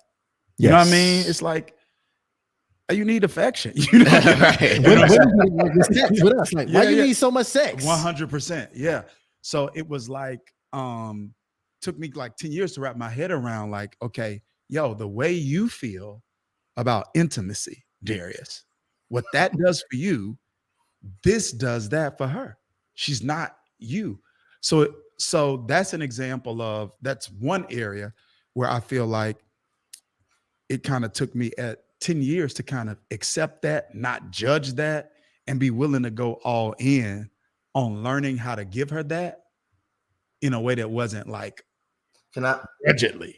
Can I? You know what I mean? Like, let me go on. Can I ask this? Was it because I'll say this for me.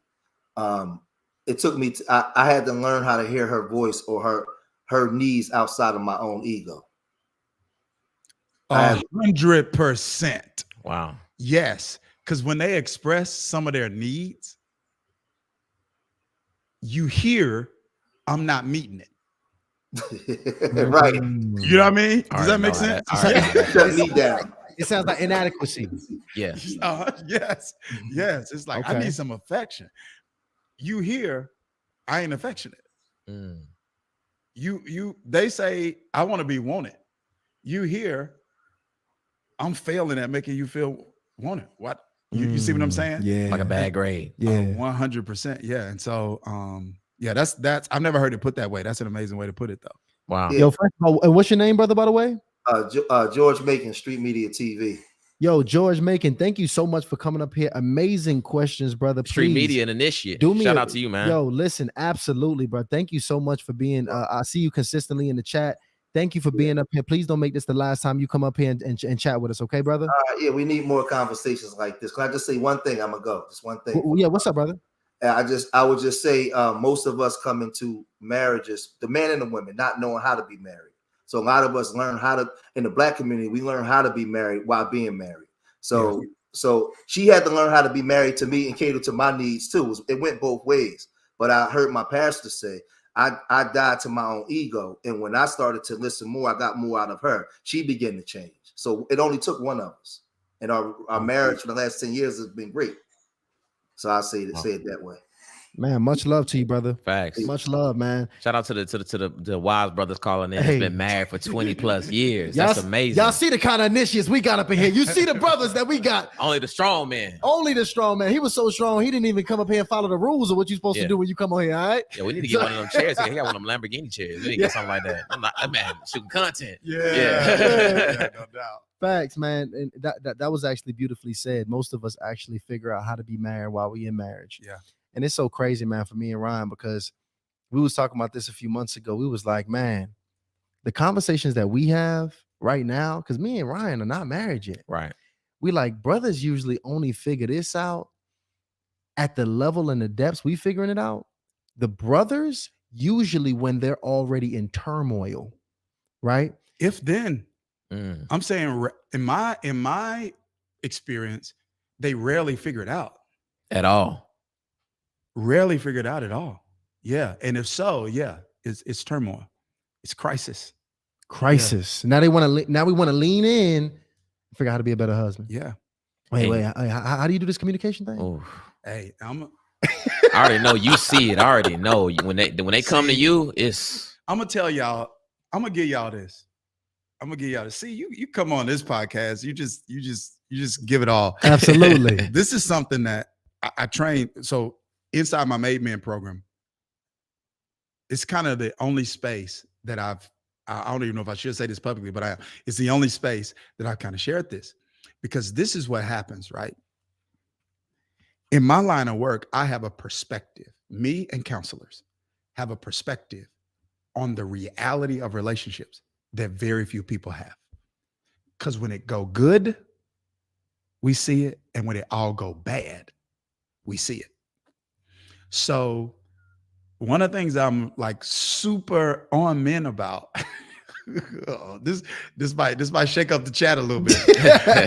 I'm super on men about is like, yo, I just want to tell you, whatever you think you capable of, she capable of. So you just need to know that. That's scary. Okay. I'm gonna leave it at that. And so when I say, meaning not doing exactly what a man will do, but this whole idea that when it comes to like cheating, that the scales are so massively tilted toward men. It is a cultural fallacy. It's not true. Now, I'm not saying it's 50-50, but it ain't 80-20. Oh, don't tell me that. I'm telling you that. And more brothers need to know that. Not that there's any excuse. There's never any excuse. But there are reasons that contribute to people being vulnerable. And so many brothers are so dismissive sometimes of women's needs. And And so inside, I mean, I wouldn't say this in general, but like inside that Made Men program, I'd be like, if you keep slipping, you're going to be coming to see me. That's like the principle. Keep slipping. Keep slipping. You'll be coming to see me. Oh, that ain't where you want to be. It's not where you want to be, brother. Yeah. Because at that point of neglect in a relationship, so much damage has been done. Like everybody coming in there bleeding. Yeah. Wounds open. Somebody probably done been up inside your woman. Yeah, that's way extreme there. I'm just saying. That's the 6th level of disrespect. I'm just saying. But it is possible, and guys think it's not, and so they're dismissive. You know what I'm saying? And I'm like, fellas, all right, you got to take these needs seriously. Oh, just like you want her to take yours seriously. Yeah, you got to take yours because she might not go to the extent of. I'm not even gonna repeat it. She might not go. What I said? Oh yeah. Yeah, it might not go there, but like, yo, it can still get crazy. It could get crazy. It could get emotional attachments. It could get the coworker at work and they at lunch together. And see, that's the thing about texting and all of that, and that's like. And see, the thing about the ladies too, the ladies don't reach very far when they go to cheating. It's not some random dude that you never heard of. Oh, no. It's somebody that is a coach, a friend. Oh, he's somebody, it's somebody that's around. It's proximity. It's proximity based. And that's the thing. Oh, y'all don't even want to talk, but let's not talk. Ooh, don't get dark tonight. You get me nightmares. We talking about soulmates. Come on now. Right. It's not dark. Brothers need to hear it though. That's the reality of relationships. The reality of relationships. It really is. And no, you don't. You shouldn't. Nobody should have to love anybody out of fear. You shouldn't have to behave in a. You don't need to try to behave in a way to keep your partner faithful. Right. Yet at the same time, you need to understand that when there is constant neglect, that constant neglect increases vulnerability.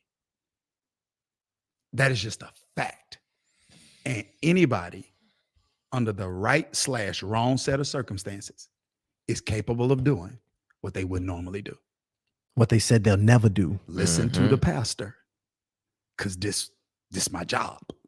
I'm telling y'all, this is what it is. Is infidelity something that typically you see regularly happen when things get to that point? I'm not going to say regularly happen when I think it depends on the person. It depends on the extent of it. So I wouldn't say regularly happen. I would say very rarely. Now, sometimes there are like other issues. People are just compulsive, immature, addictions. But when that stuff is not the case, generally speaking, when it happens, some neglect has happened somewhere. And it's a buildup. So it's not like this happens over time. Shout out to the good brother Tariq Nasheed, who was a legend in the game. Tyshawn actually introduced me. This is when he did the Mac lessons. Yeah. He came up with the 7 levels of disrespect from women, but it's all contingent upon how you're treating that woman. And the levels go higher and higher. The 6th level is infidelity. But I mean, it's 5 other, things 100%. that are taking place way before infidelity it gets to that point. Yeah. I'm gonna tell you when my spidey senses start. So this was not only my experience. I was at an event. This was a church conference in like 2014, and I'm having lunch. My pastor was actually there, so we having lunch like in between breaks or whatever. And my pastor's wife has to go walk through the convention center to do something. So I'm sitting there talking to my pastor, and the lady, his wife, comes back, and some of the guys that had walked with her just to make sure she was good came back. They was upset, and it was like, "Pastor, I thought I was about to have to, rock somebody." He was like, "What happened?" He was like, "Man, these dudes, it's a church event. They kept saying stuff to your wife and, to da da da da da da." And so he just leans back and he started laughing. I'm mad. You know what I'm saying? He's laughing. And then he looked at me, he said, "They ain't told her nothing I ain't told her this morning." He told me that in 2014. I'll never forget it. I was like, "Well," he said, "They hadn't told her anything I hadn't told her this morning. That's why I tell her that every day." I was like, what? He says, you want to treat your woman in a way where if she do something, it's because she greedy, not because she needy. That's a bar. Damn. That's a bar. That is a bar. He told me that in 2014. Because she greedy, not because she needy. Because she greedy, not because she needy. He said, I was like, but that's your wife. That's the first lady. He said, that's a woman first. Oh my God, I say that all the time. That's a woman first. And he said, so I'm going to make sure that I'm always doing what I'm supposed to be doing. So if she ever do something, it's because she greedy, not because she needy. He told me that. And then looked at me and said, remember, she a woman first. Switch the whole game for me. How many greedy women in the chat right now? Put greedy in the chat right now if you want to. So I like, listen, I'm going to stay on my boyfriend energy. That's applicable to both. Yeah, 100%. Hey, wait, what's the boyfriend energy? Big boyfriend energy for life. What's the boyfriend the energy? Same stuff that you do when you're boyfriend, when you're trying to court it, when you're trying to get it, when you're trying to make a fall. That's the energy I'm on. Like I remember, I think it was like last year sometime. I was getting ready to go out of town somewhere, and then she didn't stand at the door and cry. I came back. I'm in the whatchamacallit, getting ready to go to the airport. I was like, I'm slipping. She didn't cry. Wow. So okay. No. I'm slipping. We just talked about that. She didn't cry. I'm slipping. Like that. No, you're right, because she was not longing for you. Like at that point, like she was like, okay, see ya. Oh, what you used to me? Oh, Yeah. you used to this, huh? Have a safe trip. You used to this. Yeah, love you, baby. Kiss out of there. See you when you get back. Yeah. I was like, oh, I'm slipping. Yes, that does mean you Yeah. slipping. And You you didn't know cry. what? A brother would easily miss that. Yep. Easily miss that. How do you When keep her crying every time you leave? Exactly. When your lady start being too logical, too understanding, Yeah. you know, you tell her I'm gonna call you in an hour, and she actually wait for you to call her in an hour. It's a problem. That is a problem. And I think a lot of men don't even pick up. Yeah, see, I didn't know Dr. Dharius was a Mac. I should have known. I should have known. It's big boyfriend energy. Oh, gee. Hear it. It's big boyfriend energy. And I'm gonna tell you, here's a play, bro.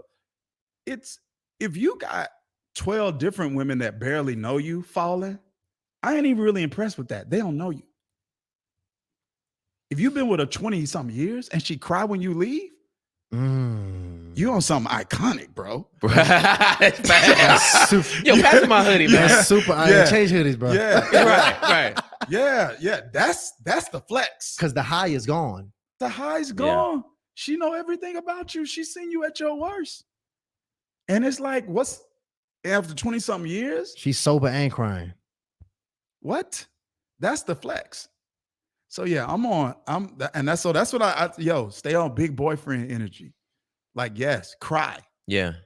Yeah. So I mean, for you to do that though, you got to switch the game up. You got to make sure you still getting you diversifying your drip. Really got to level up the game. Level up the That's really game. what it is. You got to just be doing better. You got to switch up the routine every now and then. You got to maintain being in the gym. It's a lot of work that come with that. Because to 100%. keep something for a span of time and to treat it even more special over and over and over again, to not let familiarity plague you. You know, it's so crazy because there was this young man, he hit me up and he started asking me about the city of Atlanta. And I was telling him all these things he could do. I'm like, bro, you could go here, you can go here, it's crazy. Now you can do, he's like, what you? I'm like, nah, man, I don't know. I'm like, bro, what you talking? I started telling him all the things in the city. I'm telling him places I ain't never been. And I realized when I go to different cities, I'm this adventurous dude. Like when it's new, Every interaction is golden. I'm like, oh man, door to explore in a new city. But in my city, when it's familiar to me, it's familiar. I don't even do all the new things I could. I don't even have the best experiences that I could have with what I have right in front of me. And we do that all the time, especially with our partners. Yeah. My longest relationship was 3 years and she was old. Man, it got old. Yeah. We got very familiar in a 3-year span. Yeah. So that's a major flex. Yeah. I do also think it's a little easier for me because of my line of work. So, because I deal with people all the time, I see how special what I got is. So that helps me fight against familiarity in a different kind of way. Absolutely. Right. Reference. Because I know she ain't out there. You understand what I'm saying? Like, I get it. I hadn't ran into another one of her. So you got thousands of people in the congregation. Exactly. Thousands. You feel what I'm saying? That's dope. So it's like, nah, she's a keeper, fam. She's a keeper. So it's a little easier because my appreciation for her is high because I see how rare she actually is. So I want to be that. Because if I don't have her, she a catch. Bro, she a catch. Somebody gonna scoop that right on up, and it's gonna be big boyfriend energy. Oh my gosh. How do you avoid that though? For a brother that might be struggling with that. Like and I asked this before because it can plague you in different ways. Like you could just, not necessarily be even that sexually interested, anymore. You could just not date anymore like you used to. For somebody, but you get this frame of reference consistently seeing these couples in this, you get that. Mm-hmm. What does a brother have to do to bring that spark back, to bring that boyfriend energy spark back? What can he do if he's in that spot in his relationship? A lot of times people attribute that energy to newness. That's part of it. But some of it is not newness. Some of it is during the new stage, there were things you were doing that you just stopped. And if you go back to revisiting those things, sometimes that recreates the spark. So in the new stage, what are y'all doing? You're talking, you're checking in, you're learning each other. The problem is when you've been with a person a while, you think they're the same person that they were when y'all first got together. So now you're not continually learning. So does that make sense? It does. Yeah. So it's like in that situation, the spark does not come back first. The habits come back first. So you start with the habits, and then the habits will bring the spark. The spark, once the spark is gone, it never magically reappears. You got to do the things to recreate the spark and the feelings, and then the feelings will actually catch up. Because really that in love feeling, which William Harley calls romantic love, is really not something that's just like magical per se. It's a consequence of needs being met. So if I'm rediscovering in this season of my wife's life what those needs are, and she's rediscovering what my needs are, and we're willing to serve each other by saying, if I meet your needs and you meet my needs, then our needs in the relationship are met. Then those met relational needs create that in love feeling, that spark in the relationship. And so that's why I'm going to say this too. You know how I mentioned earlier how I would advise against anybody that's not like spiritual. I would advise against anybody that's not humble. Because if you're not humble, when I become a different version of me and I need something different, your pride won't allow you to serve what I need in this season.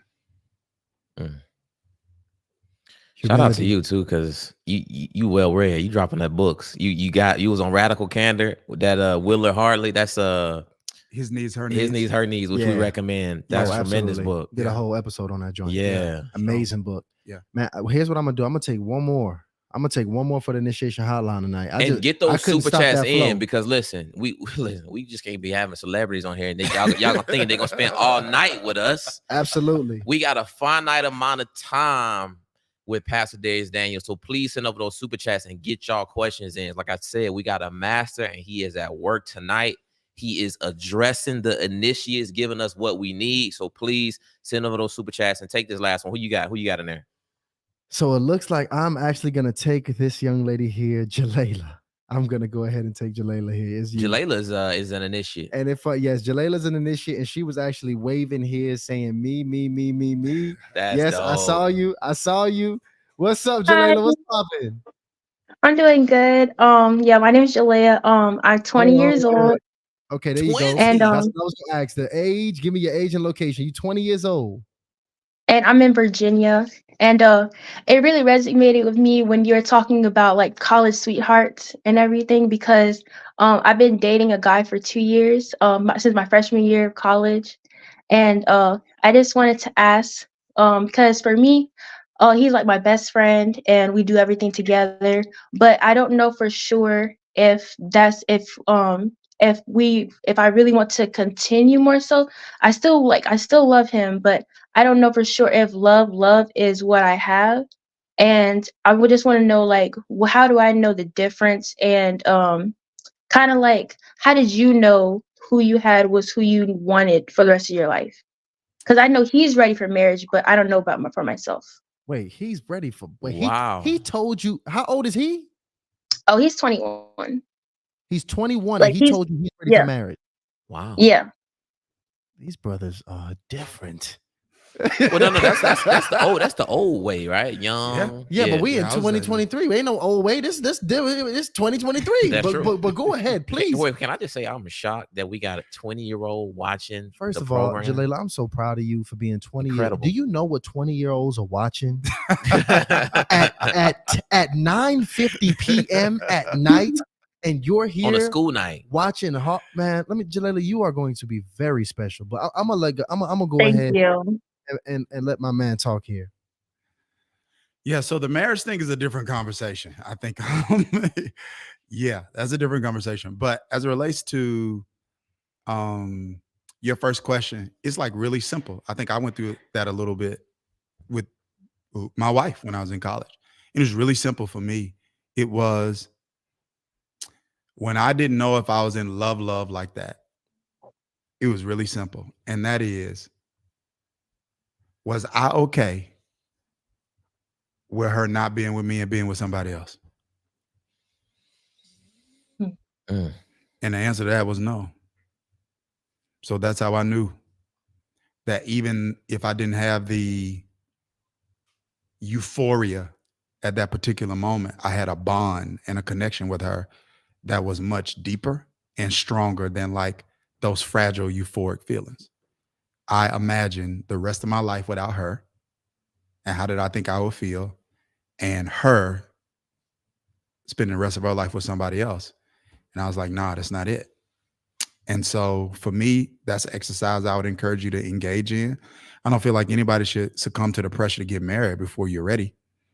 Yet at the same time, I don't know if I throw something special away just because I don't feel butterflies in this season.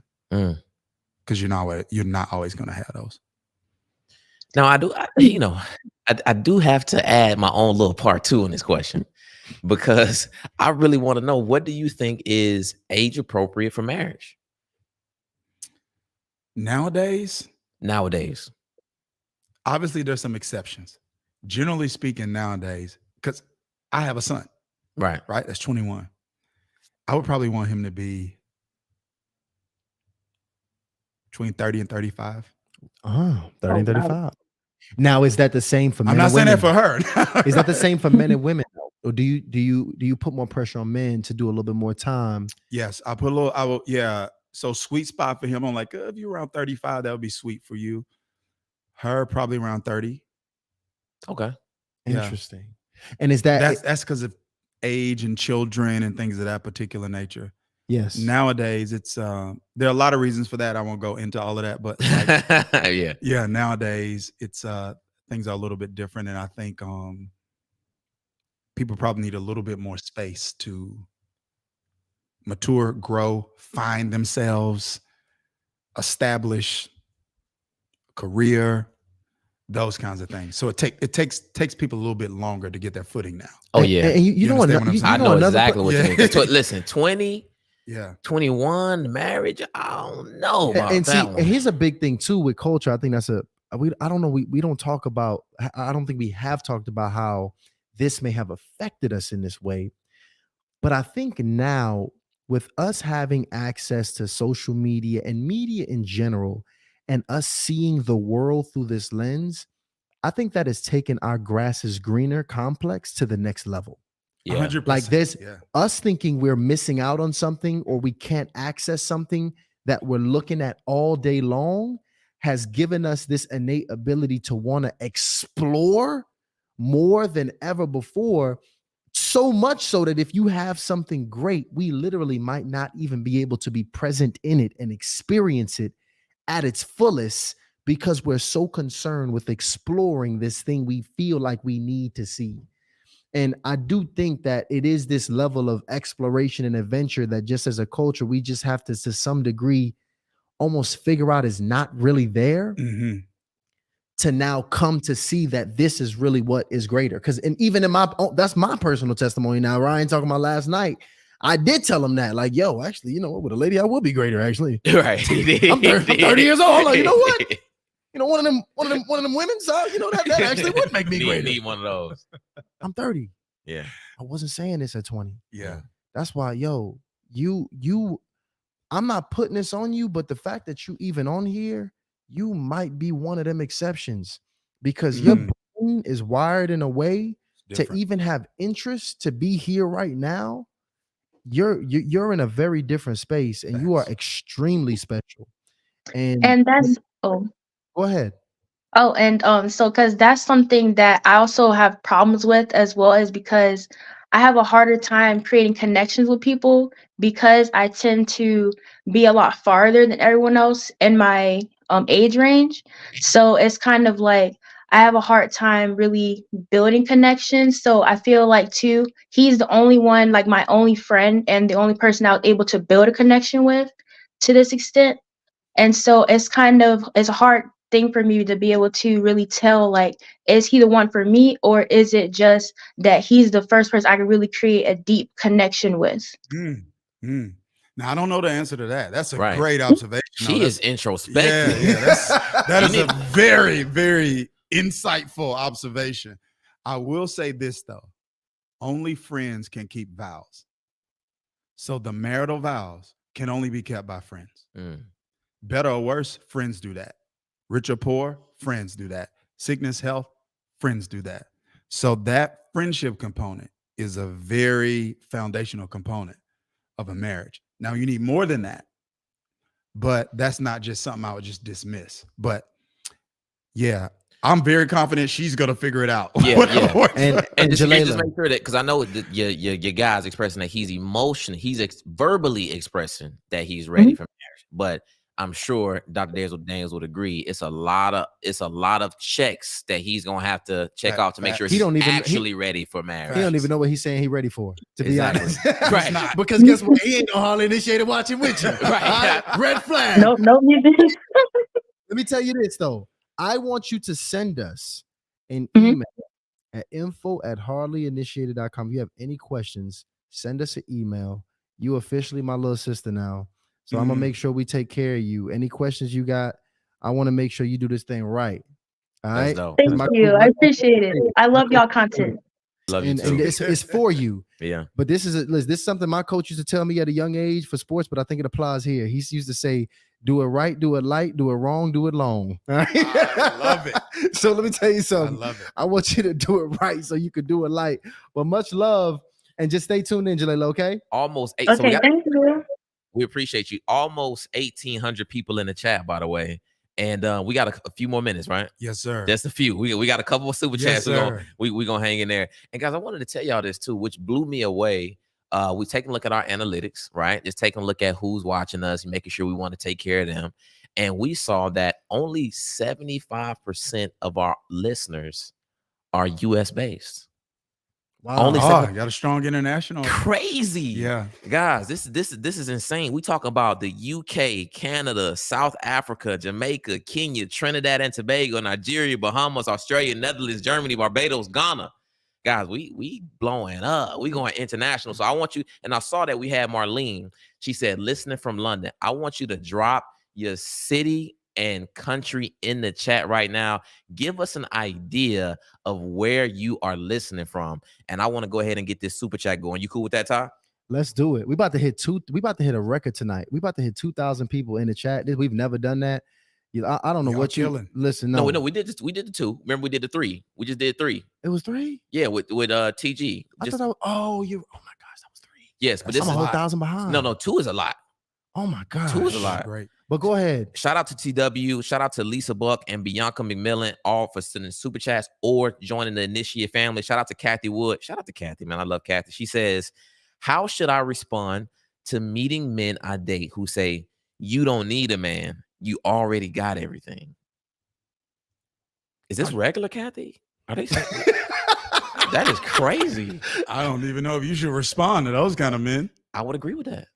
Yeah, I don't know what you can tell them, because obviously the woman they're looking for is a woman that needs them in a different kind of way. Yeah. Like more tangible or something like that. Because I'm assuming if they're saying she's got everything, they're probably talking about finances and things of that particular nature. And that's just the case, man. We had I don't know if you ever read this, and I think you would love this book. Shout out to GS Youngblood. He wrote the book The Masculine in the Relationship. No, I haven't read that one. And he just details what a strong woman is. And it sounds like that's applicable to Kathy. It's a woman who has the basic needs covered. So a woman is not looking for basic needs. She's not looking for transportation, food, shelter. She already got that, right? Yeah. So you're going to have to step your game up, fellas, and bring something completely different.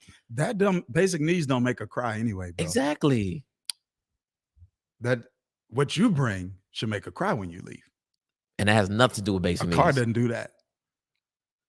You buy a car, she might cry once when you give it to her. That's it.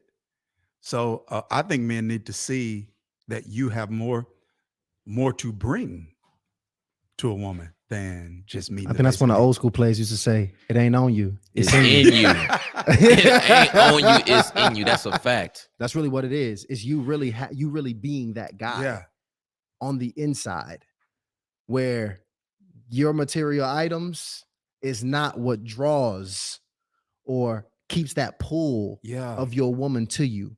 It's nothing about what you own or what you have. In fact, if you lose everything, you still have that pull, which is heavy. Yeah. So, Kathy, I agree with what the pastor is saying here. Those guys, I just really wouldn't respond to. It's something that they missing. Now, I would evaluate what kind of energy you're giving off and how you're packaging what you got to offer. You know, if you're riding around that big body Benz, you know, might make him get a little nervous. You know what I mean? If he ain't got one. Yeah. Right. Exactly.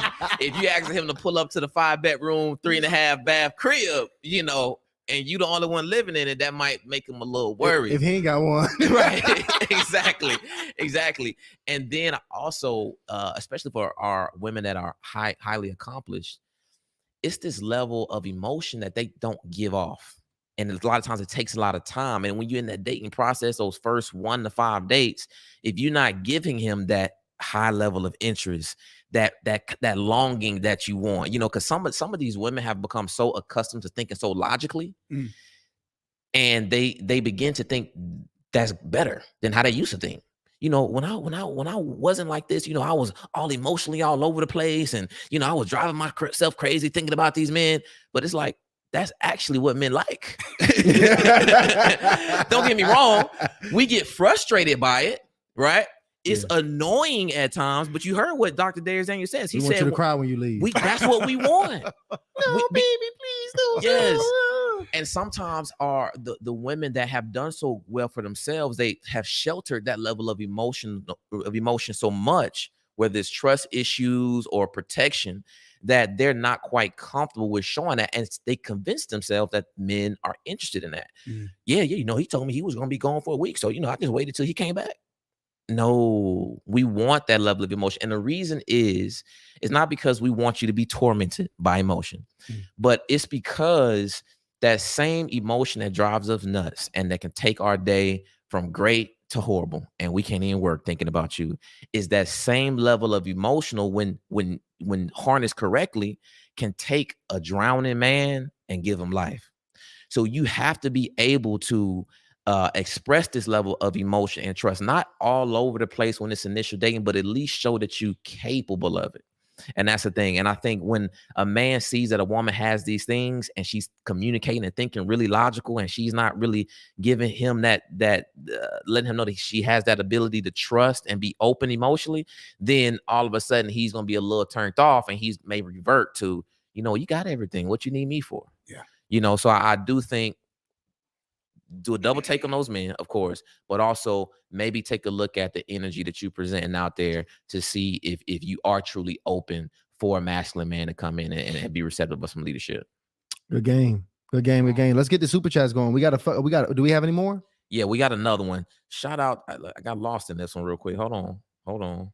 Check the family out. Y'all, please, y'all. It's all these folks in here. Just get us to 1,000 likes real quick. We got to go ahead and hit that 1,000 like button for us so we can go and get this thing spread out all over YouTube. I need y'all to hit that for us. We're just going to do this last one. We got to get Dr. Dharius out of here.